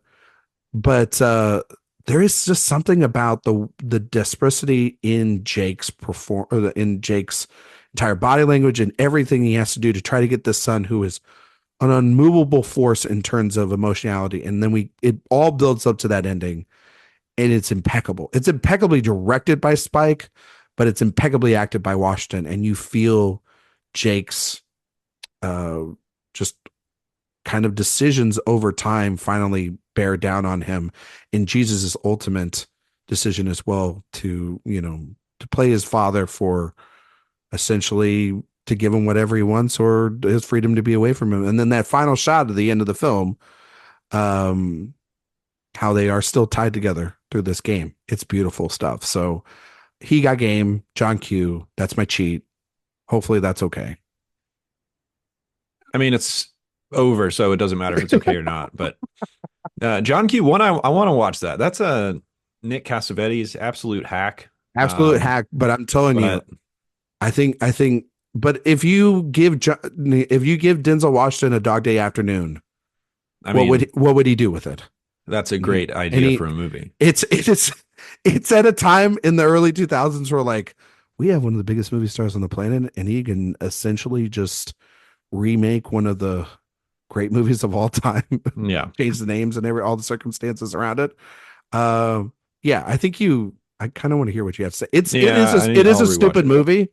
Don't get Mhm. me wrong, but it also is like it also kind of rocks. Like Negotiator movies and hostage movies. He's not also absent from doing that. He did Inside Man as well Yeah, he's too, on the which other end of the phone on that one. exactly, and he's really great in that movie too. But yeah, John Q. Just like also like the trashy Denzel Washington movie that I wanted to pick for this list. Hmm. So, I just remember his face on that cover at Blockbuster like all the time. I'll be like, "What's that movie? John Q.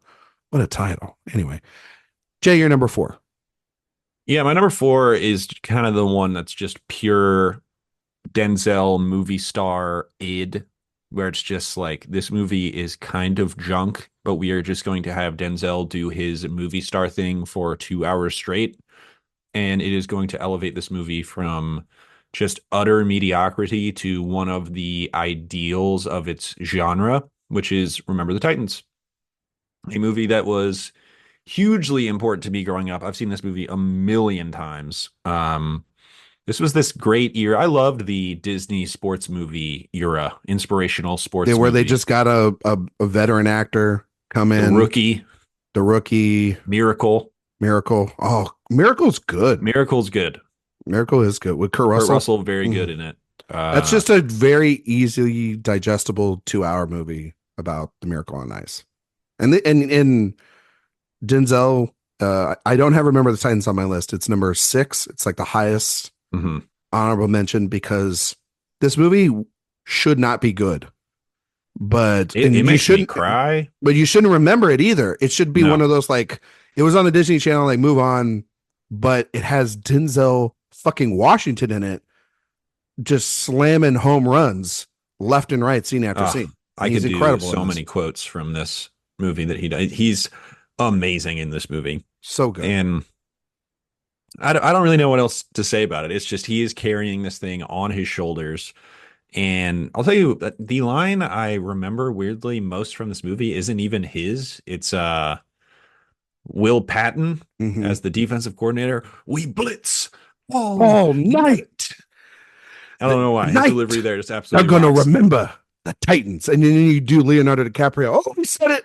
Can't cut them out of the film. There it is.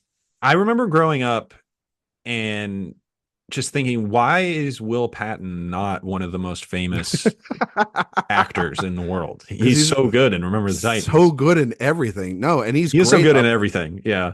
Well, it's also true. It's like this was a true story.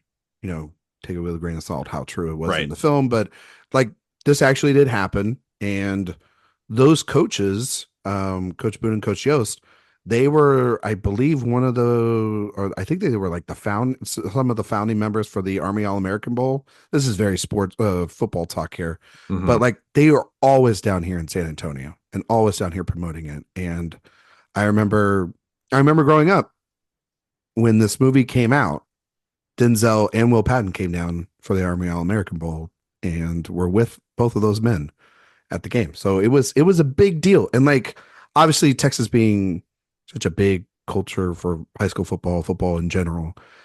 Any rainy day, Jay, this was the movie that teachers just played because it was like, okay, well, it's PG and everybody loves football and Has Denzel Washington. and if the rain's not done in 2 hours, then we all get to go home and so Yeah. we watch a movie today. And I think he's so good in this movie. And I mean, you know, it's a sort of just simple story about a high school coach who they're integrating the schools, you know, and you have the white players and the black players, and you don't just have the racial dynamic within the players, which you see throughout the entire film and in the locker room, but you have it within the coaching staff too. Coaching staff, the community. And I mean the two families in general between Will Patton's. He is such a strong central figure of all of it. The football program, the school, the community, the family. He's just everything. And he's just demanding excellence. You know, and my dad did tell me though when we were done watching the film, he's like, "Do not listen to maybe half the things he said," because like, you know, when I always remember the line that Denzel says, "What do you want water for? Water is for cowards. Water is for the weak." And my dad's like, no, you are Drink going to drink do, water. yeah, That was drink water. It's an absolutely. 100-degree. People said that when I was playing football. And I was like, it's 100-degree weather out here. Like for 110 degrees out here. Drink your water, please, for the love of God. But Denzel's so good in this movie, and yeah, it's a great performance inside a movie that maybe doesn't deserve it, but makes it. It's an incredible performance. Yeah, and I actually think that movie in general, I actually it's think good. Is it's good movie. Yeah, I think that's a good movie. It's a great performance inside a good movie. It's going for like, it's super broad, and it's going for, very kind of classical stuff. It was a hit. It's good at it. And it was a hit when it came out. It was a big hit. Cast is good. Yeah, very good. My number 4 might be a film that you're going to talk about here. It's a film I'm going to talk about right now. My number 4 is Tony Scott's Crimson Tide. Not in my 5. Whoa, okay. I was surprised that it's not in your 5. Yeah. We talked a lot about this movie on a Direct to Watch episode earlier this year. I won't really get too much into it other than Denzel's kind of like in his Hackman era right now. And it's interesting to see like this is a movie where he showcased that he's a movie star. And I go back to our conversation, Jay, of talking about the ways in which Hackman's character and Washington's characters are in this film to one another, right? And how Hunter and Ramsey are to each other. But really, what Denzel's involvement in his decisions in the film, it adds a racial layer to the tensions that are in this movie. Mm-hmm. That without him and without the decisions that he makes, the frustrations, the sense of doubt that he has as a character, it elevates the material and I think he's incredible. I mean, obviously Hackman's incredible in this movie too. They're both just, they're like, it's a heavyweight battle between the two of them.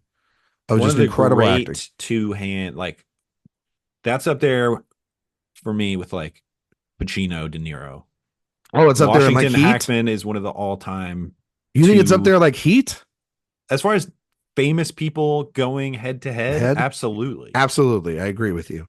But no, I think it's a wonderful performance. And again, the sense of doubt that Hunter has throughout the second act of this film.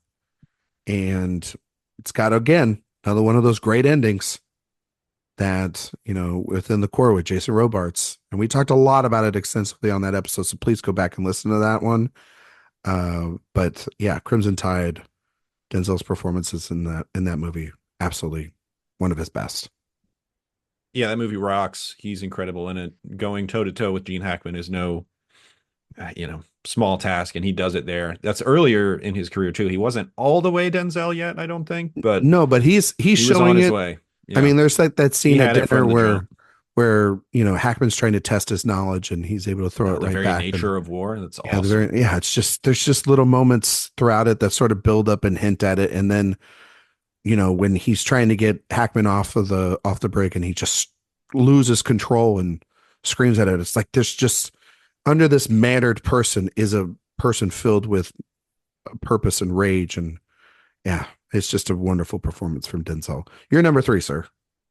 My number 3 is a movie you already mentioned. It is He Got Game, an incredible performance in a movie that I like more and more every time I watch it. It is fairly silly as well, and especially watching it in 2024, the way that college athletics works now, it's so that movie feels like it was made 200 years ago. In that regard, but it does. I mean, like politically, culturally, thematically, it still totally plays. And that, if Remember the Titans is him going like full general audience charisma bozo mode. He's doing that, but with this, to me, is what I think people think the Training Day performance was. This is him going kind of evil, but doing it at infinity wattage, just going level 11 on everything. There's a mustache twirling to the villainous here. Definitely that, but there's also a charm that he has in this movie that I don't think he is really going for in Training Day. And I think Spike Lee is just a more nuanced storyteller than David Ayer. Antoine I'm sorry to or say, and Antoine Fuqua. and Antoine Fuqua. Yeah. Um, But he do be equalizing though. he's He's been been in a lot of Fuqua movies, ton he's of been them. in he's well, they're doing a Hannibal movie. Yeah, And the late great Hannibal. That is. it'll be in like he'll have been in like 8 or 9 Yeah, well, then Fuqua they did movies. three Three equalizers. equalizers. They want to make two more apparently. They make money, and then they They're did gonna hit double digits. Magnificent Seven, and there's I think some there's there's others. something there's others. There's I'll look it up. I don't know. Keep going. Whatever. Uh Anyway, he got game. No, an incredible performance. You pretty much covered it, and we um that scene where he's playing basketball with Ray Allen is as locked in as any actor has ever been in a scene. It's just out of control.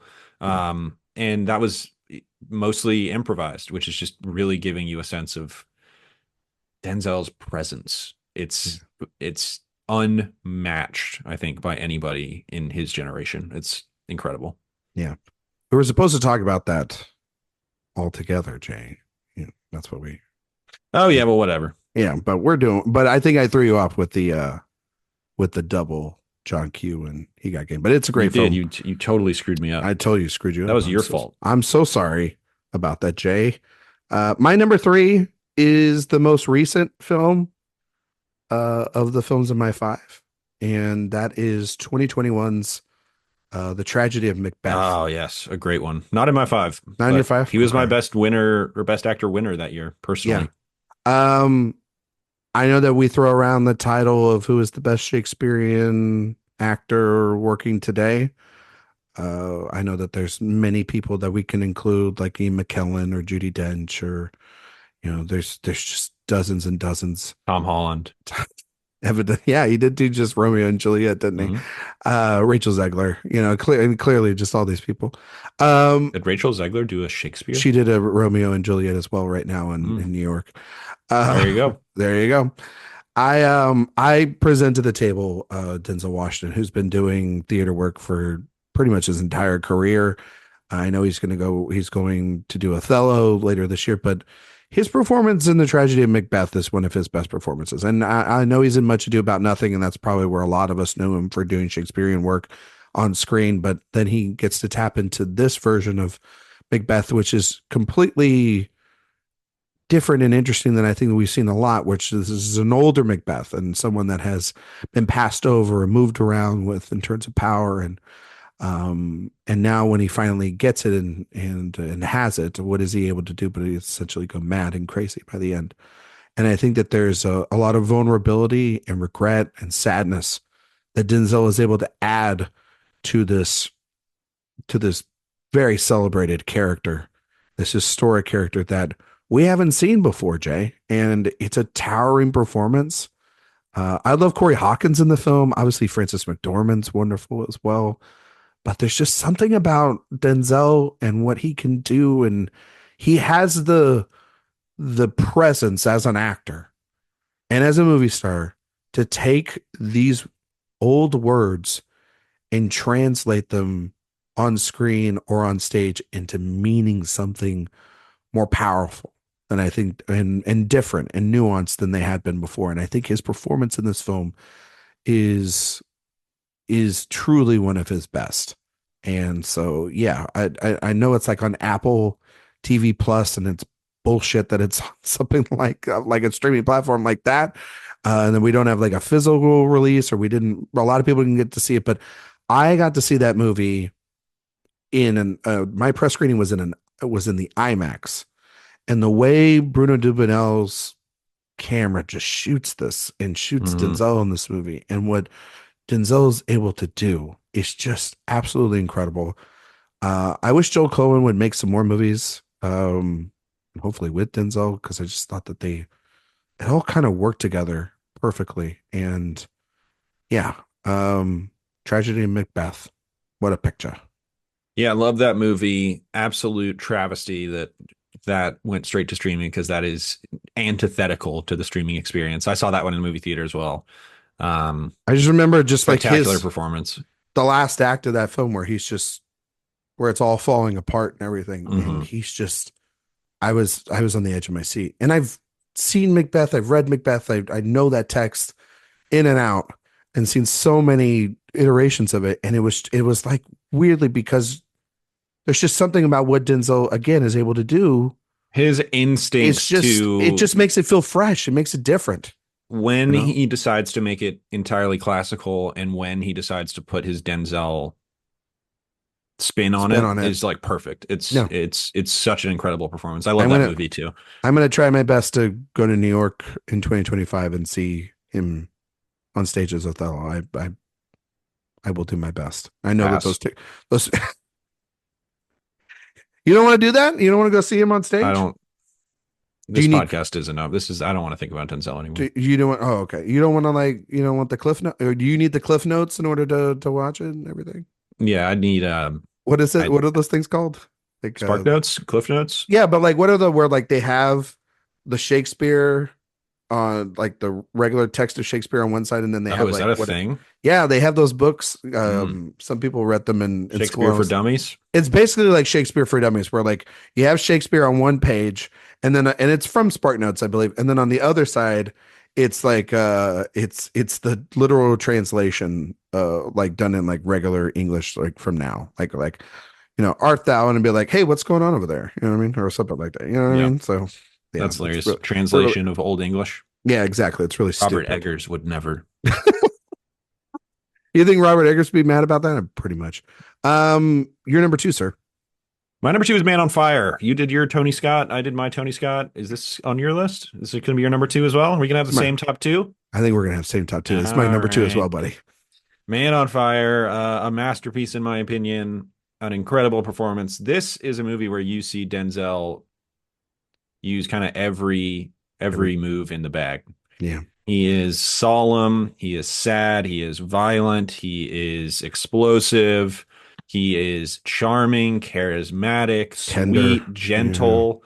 Yeah. He just does everything in this movie, and it's all in service of this hyper violent, in its own way, kind of Shakespearean revenge story. Mm-hmm. I love it. It's a masterpiece. It's Tony Scott's best movie, in my opinion. And I'll let you speak on it, Ryan, a little bit. We talked about it a lot on the podcast. Director Watch, go check that one out. Did a Tony Scott series, as we mentioned earlier. But it is a remarkable film, and a large part of that is due to Denzel's performance. An explosive performance. Just one that it's kind of the performance I've been thinking about a lot since that series. And how, I mean, that was a great episode with Dave Giannini that we did on that episode. Yeah. And talking through that movie, there's so much to talk about that movie. That movie, it's so fucking weird how that movie has a 36% on Rotten Tomatoes, and like it was discarded and people just thought it was kind of junk and the way it looked and everything. But there's hyper violent and junk, just like, garbage. And now, it like literally is. It's almost freaking avant-garde action movie. Yeah, and it's 20 years later, and that movie is, there's so many emotional, deep layers to that film. It's top 2 Scott for me. I think it's like that or Crimson Tide. I think I had Crimson Tide at the number 1 spot. I think you did. But I think Denzel's performance in this is better than that film, because like you said, Jay, he's emptied the tank twice in his life for me. And it's in Man on Fire and the number 1. Like they are when we think I wonder back, what your number 1 is. I wonder what it is. When we get to, we play this guessing game with actors all the time of like, what are you going to like? What would you remember them for? Like, what are maybe their top 4 or their, the films on their line. Now, obviously, Training Day will probably be up there for Denzel and everything, but I wish it was this, because I think that this is far more interesting. And that's a hard one with Denzel. I don't know what it would be for him. Like, it's tough. I mean, I don't even think you need to put a film on there. It's just Denzel Washington. I think that's right. He's one of one. So famous and great that it is just it's like legendary actor Denzel Washington. It's like Tom Hanks said, there's a lot of different people in, like, he did a Golden Globe, Cecil B. DeMille, and he's like, you could talk about a Garbo or a Bogart, but there is only one Denzel Washington. Then he said, "There's really only one Denzel," Yeah, and I mean, he's got such a cool name. such a cool guy. But he's so great in this, and I mean, there's a scene at the towards the end of the film where the kidnappers call him, right, and he's ready to scorch earth and kill everybody. And when there is a glimpse of hope that um that Peta is still alive in the film, the way in which Washington is able to just switch on a dime to being like, I will do whatever you need me to do in this moment. And the stone cold killer is gone, and the sort of teddy bear comes alive from Creasy is it's acting like nobody else could ever. And then be you able. have the swimming scenes where you are getting the Remember the Titans energy. I mean, it's just everything. He's doing everything in that movie. And then that scene on the bridge at the end. It's just if you don't cry at the end of that, God, if you don't cry at the end of that movie, then you're a soulless person. Crazy. I love it. And so yeah, it's my number 2. Chills right now. I know. Jay, I think I know what your number 1 is. It's my number 1, but you go ahead and say what it is. Yeah, Equalizer 2 is of course my number 1. I think it's the superior of his 3 Equalizer. That's where he works with Pedro Pascal as well, too, in that movie. If you don't know, I still haven't seen any of the Equalizer movies. You haven't Equalized? I haven't Equalized. Malcolm X is my number 1 pick. Ryan, go. Why would I go? Why would I go about this? I think it's Spike Lee's masterpiece. It was really interesting. I got to tell you something real quick because I watched a bunch of films this week to prepare for this. I was kind of sure on my top 5, but I just wanted to watch some. Did you rewatch Malcolm X? I didn't get to rewatch Malcolm X. I'm going to do it after this episode has released. I'm going to do it this week because that's my treat to get through all the other. I need films. to watch that one. I bought you a copy of Malcolm X signed by Spike Lee, and I have it still, and I have it stowed away, and it's kept safe so that nobody can. It was a great Christmas gift. Was it Christmas gift? Yeah, it was a Christmas gift. I think so. I couldn't remember if it was Christmas or birthday. But I have it, and it is safe. Anyway, so when we talked about this movie a long time ago on over at In Session Film, we talked about it during our Spike Lee series, and we talked about how Spike was not going to be given the funds by the studio to make this because it was right after the aftermath of Do the Right Thing, and sort of like handing him the material for Malcolm X as a follow-up to Do the Right Thing was like not on any studio's mind, and they barely gave him enough. And so the remaining money he had to go and kind of scrap and put together, but they did not want Spike to make this movie. They wanted Norman Jewison to make this movie. I mean, imagine how great that would be. Well, you say that, Jay.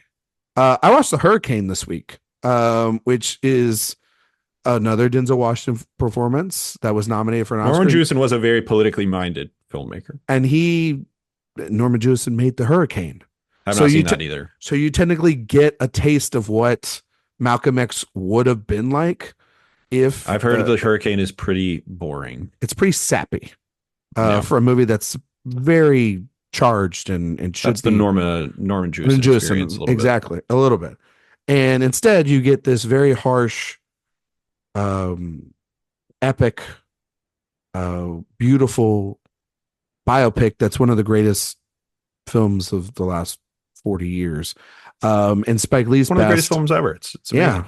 And Denzel Washington's performance in this movie is one of my favorite performances of all time. No doubt. It is an all-encompassing performance. Like, the last couple of years, me, Jay, I've loved movies like Tar, and I've loved movies like Oppenheimer, and this year I love The Brutalist. And it adds energy to it. There will be blood. There will be blood. Like these big performances where the sole person is carrying this thing over the finish line from the start to finish, and it's all them. It's all them, and it's all on the screen. Denzel does that hand over fist in this movie.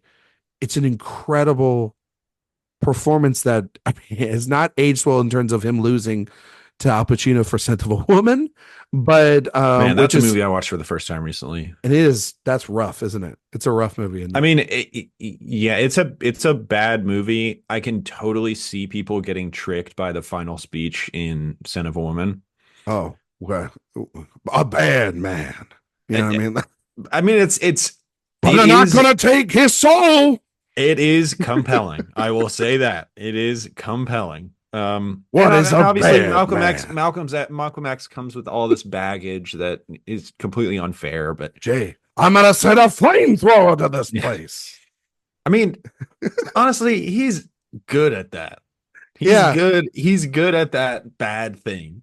I'm just getting warmed up. You're nailing it right now. This is as good as you've ever done. This is impressive. I know. I'm For the gonna podcast. let's go ISO. Exactly. Pass it Ryan at the top of the key. But then you just watch this shit. This is just on another level, Oh, it right? is. I It's mean, on like, another level. and just But it's and because this is an interesting movie and Son of a Woman is a completely uninteresting movie. yeah, Actually, but that's actually not true. It's not interesting. It is absolutely out of its I mind. was gonna say the movie is insane to talk about, but like this is just a great movie in general. And listen, the Cradle to Grave biopic is so boring. We've seen this now over and over and over again, but there is something about the marriage between Washington as a performer and Lee as a director that they don't get sentimental and they're not afraid to show the rough edges of this character, and they aren't trying to make him a hero or a villain. They are just trying to showcase a man. And I think that it's so complex and beautiful. And one of the great scenes in Denzel Washington's career, in Spike Lee's career, the lasting shot that I'll think about for their entire filmography and relationship together is when A Change Is Going to Come by Sam Cooke is playing, and the double dolly shot that Spike has with Denzel right before he's about to essentially be assassinated. Um, it gets me every time, Jay. It's so beautiful. And yeah, it's what is it? Like it's like 3 hours and 40 minutes long. And I Very would, long. if there was an extended cut that Spike Lee found or something, I would watch the longer Looks like version. 322. It's incredible. And so yeah, man, like I'm due a rewatch for that bad boy. and it's Is that on your favorite biopic ever? uh probably. Do you count All the President's Men as a biopic? No. No, just like about a singular person. Yeah. I mean, I'm looking at it now. I guess so. Yeah, probably. You know what? I'm just gonna say yes, just off the chance. I think mine is. It's not a bad film to Mishima. Mishima. But Life that's a Before very Chapters. different kind of movie. No, and that's also like a almost a deconstruction of like Yeah, exactly. It's like an you know, anti-biopic. yeah, which is what kind of rules about it. Does Goodfellas? Well, Goodfellas kind of counts, right? But there's It's like I a don't know. docudrama, not a bio, or maybe I don't know. The Insider. No, Yeah, but that's not a biopic. no, these aren't biopics. I think that's the only biopic I have on my list. Oppenheimer. Oh, I would take Malcolm X over I know. Oppenheimer. I'm just saying. But Lawrence of Arabia. That I guess that's a biopic. Yeah. Yeah, Lawrence of Arabia. I would take over Malcolm X. Apologies. I take Malcolm X though, just because both masterpieces. both masterpieces though. You know. Yeah. Stop making sense. No, I'm just kidding. It's a great movie. I mean, that's one of the best. It's one of the best movies ever made, in my opinion. Absolutely, there's no question about it. I mean, it's a perfect movie too. And what was it? It was like it's one of those movies I put on at least once a year. And the wife comes in the room, and she saw me watching it like I think earlier this year, and she went, "Oh, Malcolm X is on that time of the year, huh?" It's like it's in the revolving rotation. You know what I mean? Of just like this and There'll Be Blood, and like it's in my top 50 films of all time. So I'm never gonna like not watch it if it's on TV or it's the movie I think about with Spike, and it's one of my favorite films of the 90s. It's my favorite Spike. It's my favorite Denzel Washington performance. You had not seen it till we reviewed it. right? No, no, I'd only seen that in the last few years. By the way, I was so nervous when Jay said I hadn't seen it because it's like, listen, I know Jay and I had just said that like it's a great to disagree and stuff, but like sometimes when you love something, you just pray to God that one of your best friends likes it. And when he did, I was like, whew, I don't have to argue with him on that episode. That was gonna What be is so our biggest disagreement? It might be in my, like, for me, the one that I wish you liked more is probably Shortcuts. that's But the one. But I also told you I just need to give that a rewatch. no, it's an easy one. It's only like 310. Well, it's only 3 hours and 10 minutes. Well, I think also too that was unfair to Shortcuts that we were watching those during an Altman series, and I was loving all these movies. And I'm sure if I just watch it as a film, I'm sure I'll like it more Yeah. than I You're will like like, this. You're like, this is my 12th favorite Altman movie, which is like and not which is still saying like a good movie. yeah, which I need to find the time and rewatch it. I'm sorry. I watched that twice in 2 days. So That's how you much I liked it. 6 hours and 20 minutes? Correct. Well, good for you. I Just don't next time, just next time you like watch Magnolia and you I like it, be like, I should have watched Shortcuts instead. don't do that because you now turned and like Magnolia again. But No, see, I this is like. what you Oh, do. I've fallen back in love with Magnolia while fully acknowledging Gene, that Shortcuts is still Magnolia the better does film. not exist without Shortcuts. That's fair. Any honorable mentions for Denzel Washington Oh my performances? I gosh! mean, like Any honorable you want mentions? Come you want to just on. rattle one back and forth? Let's go. Yeah, you go first. Well, we talked about one this year, Devil in the Blue Dress. She's Yes, Devil in a incredible Blue in it. Dress. Great movie. How about Philadelphia? A movie I love. Talk about a Listen, movie that makes me cry. I think he's great in that movie. I think that that's weirdly the most important role in that film. Like, you know what you're going to get with Hanks walking in the door. It's weird that he wasn't nominated for an Oscar for that one. Very much so. And it's also, you have to go through. I mean, Hanks is great in that movie. I mean, Hanks is great, but actually, I walk away from being like, the more interesting character is Denzel Washington's character because You could definitely make that argument. he has to evolve a lot in that He's the movie. one that changes. Yeah. Yes, exactly. Like emotionally. Mo Better Blues. Talk about him and Spike. Yeah. I love that movie. That's a great Wesley Snipes performance, by the way, if no one's ever seen that. How about my favorite Denzel trash, Ricochet, a movie I got you to watch this year? My God, Ricochet. One, he's looking hot as hell. He does he does literally strip down to his underwear in that film multiple times. For no reason. No, he does it to like I know why he does it, but in the context of the film, he doesn't need to do the that. producers were like, get him in his underwear. Let's just figure out some way to off. get him in his underwear. Yeah. That is one of the silliest. We gotta get the ladies to see Ricochet. You know it is Ricochet absolutely rules. Lithgow's insane in that movie. Yeah, that movie opens with a gladiatorial battle with a neo-Nazi in prison with the Aryan Brotherhood. The Aryan Brotherhood and John Lithgow. It's on Max right now, folks. You should go watch it. Absolutely rules. It's a great movie to watch during the Thanksgiving holidays. Unstoppable, another Tony Scott film. I think, yes, of course, him and Chris Pine in that movie. Like, I could name. I mean, I pretty much have named all the Tony Scott films, but like, there's something about the way. I mean, those guys are literally do most of those that performance together, and then everything's over a radio, and just I don't know, something about Denzel in that movie is incredible to me. A movie that probably shouldn't even exist, but is actually good. I think I know what you're about to say. The Manchurian Candidate. He's incredible. He's really good in that. It's again another different kind of performance. He's super vulnerable in that movie too.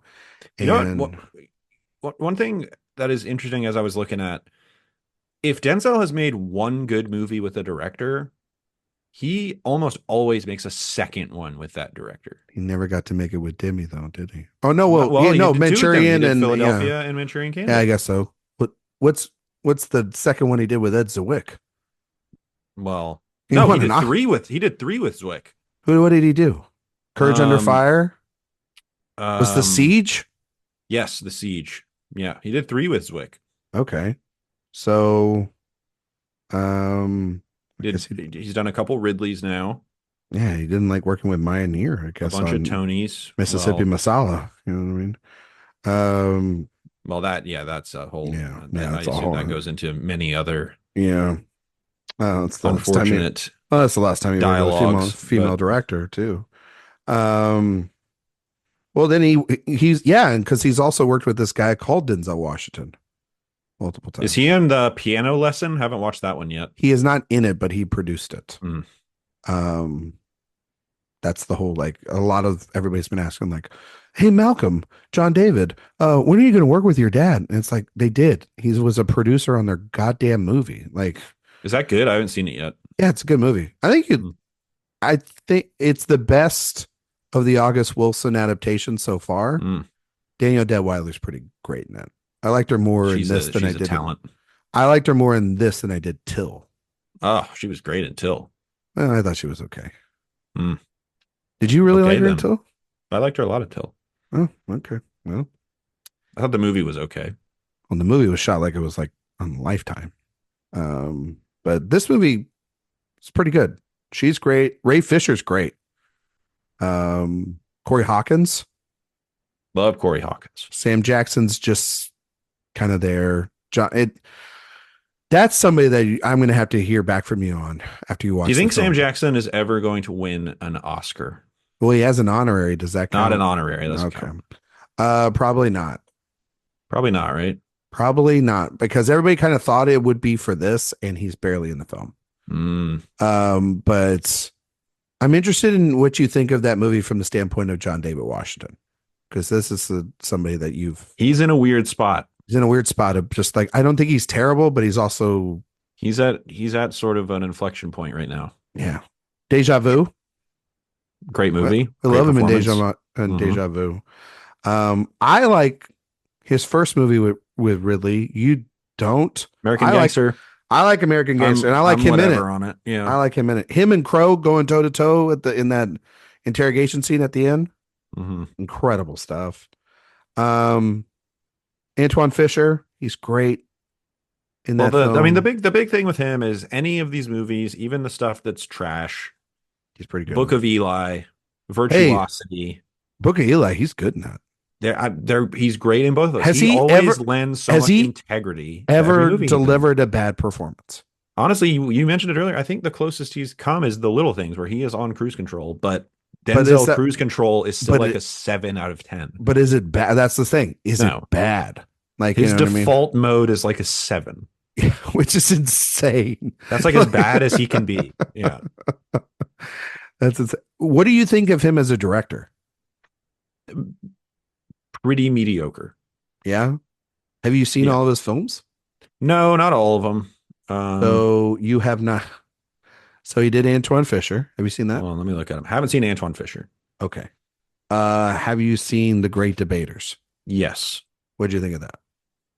A perfectly fine movie with total, again, replacement level direction. It's Okay. it is what it is. Fences?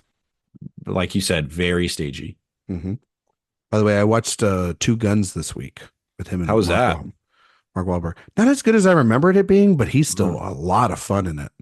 I haven't seen that one. The He one has that I like- wish I had watched. I haven't seen The Pelican Brief. He has like what is that thing with the on your beard here where it's just like he's got like chops and then it's like a Like a little soul patch going. he's got a little soul patch right there. Mhm. Yeah, he's looking, and Mark Wahlberg is stupid in that movie. Interesting. That's a first. But they got good chemistry in it. What do you think of Flight? Yeah, that's somebody he hasn't worked with again is Bob. Yeah, and there's an argument to be made that isn't a good movie, which is the argument that I would probably make. But it's not because of him. He's awesome in it. He got nominated. I think Zemeckis tanks that movie. You think? It has some of the worst needle drops in the history of film. Isn't there like a take shelter or like give me shelter needle? No, drop the that's- worst one is Under the Bridge when they're doing drugs. Oh, okay. Oh, But there is also a Rolling Stones needle drop as well. yeah. Well, like what is it? Robert Zemeckis, known for subtlety. Yeah, he loves his subtle. Did you watch Here? Cut needle drops. No, I got to watch Here like right after this. That's what I should be doing. but I haven't. And what'd you say about Fences? Like it was fine. And It's super then stagey. It's fine. it was It's yeah. fine. And a journal for Jordan. Oh, and didn't see that one. I forgot he directed that one. Did you see that? No, I never did it. I never did watch it because he wasn't in it, so I didn't care. Is that the Michael B. Jordan movie? Yes, it is. Yes. Okay. Yeah. It's like almost military propaganda. It felt like. I don't know. Yeah, I it don't know. just looked it was weird. I was like, For what yeah, for as famous as he is as an actor, he is about as anonymous a director as you could That's find. usually how it is for most of the great directors, though. I mean, most Yeah, great actors. I mean, is that they become decent but most of them just directors. don't even try. Like De No, Niro like did it once and was like, "I hate this." Eddie Murphy did it no, he once. did I it twice. hate this. De Did Niro did De it Niro do it twice. twice? Oh, He you're did A right. He did do Bronx it. Tale, and then he did Good Shepherd. And Bronx Tale's good, but The Good Shepherd, Yeah. No, you're right. that's a good You're right. movie.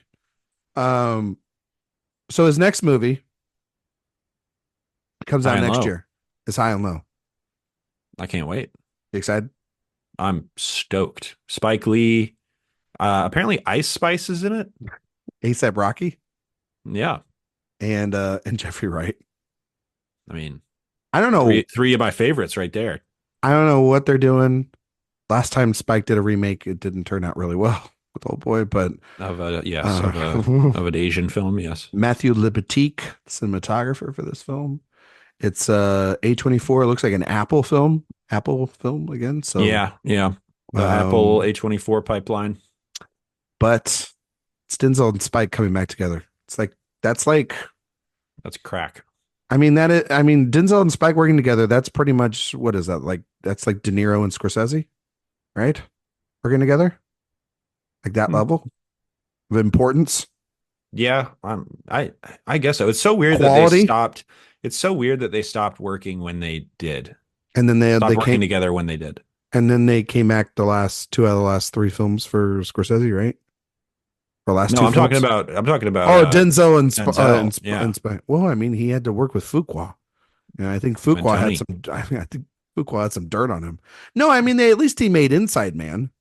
You know what I mean? And Yeah, yeah. He does have that one in the middle where it's like, okay, so these guys don't hate each other, but they made Malcolm X. do you think Why if are do you think if Denzel had played the Delroy Lindo character in Defy Bloods, he would have won an Oscar? Oh, probably. Like, right? Like, Delroy Lindo should have won the Oscar. I mean, he should have been nominated, but I'm just thinking, like, He should have won. That performance is incredible. that's an incredible performance. But I was just thinking about like what films could Denzel have been in, and I think that Imagine that's if a perfect. Ariana Grande wins and Delroy Lindo didn't win for that. Well, I did hear, and this is just a rumor, that Delroy Lindo was initially supposed to play Glinda, and he had to back out for scheduling He purposes. would have been so He would good. have been so popular, man. Oh my god. Could you just imagine him being like popular? You know, like, it would have been so good. Haunted. It's Haunted by the Aussian past. Oh, I feel so bad for Delroy right now. All right, Jay. That's gonna do it for this week's show. Can you tell everybody where they can find you and all your work on the internet, you crazy man? Yeah, Letterbox Jay Ledbetter, Twitter X at Mr. J Ledbetter. Any writing I'm doing at the website awardswatch.com. Check out the Director Watch podcast on this very podcast feed. That's all I got. You on Blue Sky? No, I think when Twitter X dies, I think I'm just done. Oh, you're done with the social I media. think I'm done with the social media. I think I'm Okay. done. All right. Well, you're not done Blue with Sky this. is Blue Sky popping off? Yeah, I think it's doing well. Yeah, maybe I'll do it. I don't know. Come on over. I need less social media in my life, not more. Well, what do you have? You have Twitter, which you probably want to get rid of. That's enough. That's plenty. You have, well, you're barely on there though. know. And good for you. And then you have it, and then you have Letterbox. You're not even on Instagram. I don't have an Instagram. You don't have a Facebook. I have a Facebook, but for I don't use it. You don't use it. I Well, use it for I don't know. movie. I use it for Well, movie you posters. you are a dad, so you have to have Facebook, I guess. That's where I get all my news from. That who tells you to vote, whoever's Yeah. on Facebook. Okay, buddy. You can find me on Blue Sky, Instagram, Twitter for now, and Letterboxd at Ryan McQuade 77. You can find all my work here at AwardsWatch.com. Jay is right. Go listen to the Director Watch podcast. This week we'll be talking about Three Colors White, continuing our Kieslowski movie series. 5 stars on iTunes, Spotify. Greatly appreciate that. While you're over on the website, please sign up for the newsletter. It's a great place to get all of our news, reviews, interviews. Tons of interviews for Gladiator II up on the website. Sophia did an interview with Isabel Rossellini that's up on the website. We have some great ones coming up next week. And we'll be back next week, Jay. Yeah. You're going to be back next week, too. That's the plan. That's the plan. As of right now, it's the 1994 retrospective, and we'll be playing the game. Man, I've been watching some garbage for that. Oh, my God. We've got it looks like a full house. It looks like Jay's gonna be here, Sophia, possibly Eric, Karen. We're gonna have a full house for next week, and I'm sure there won't be any controversial statements or anything made about the films of 1994, knowing this group and this game. But until then, everybody have a great Thanksgiving coming up, and we will see you all next time.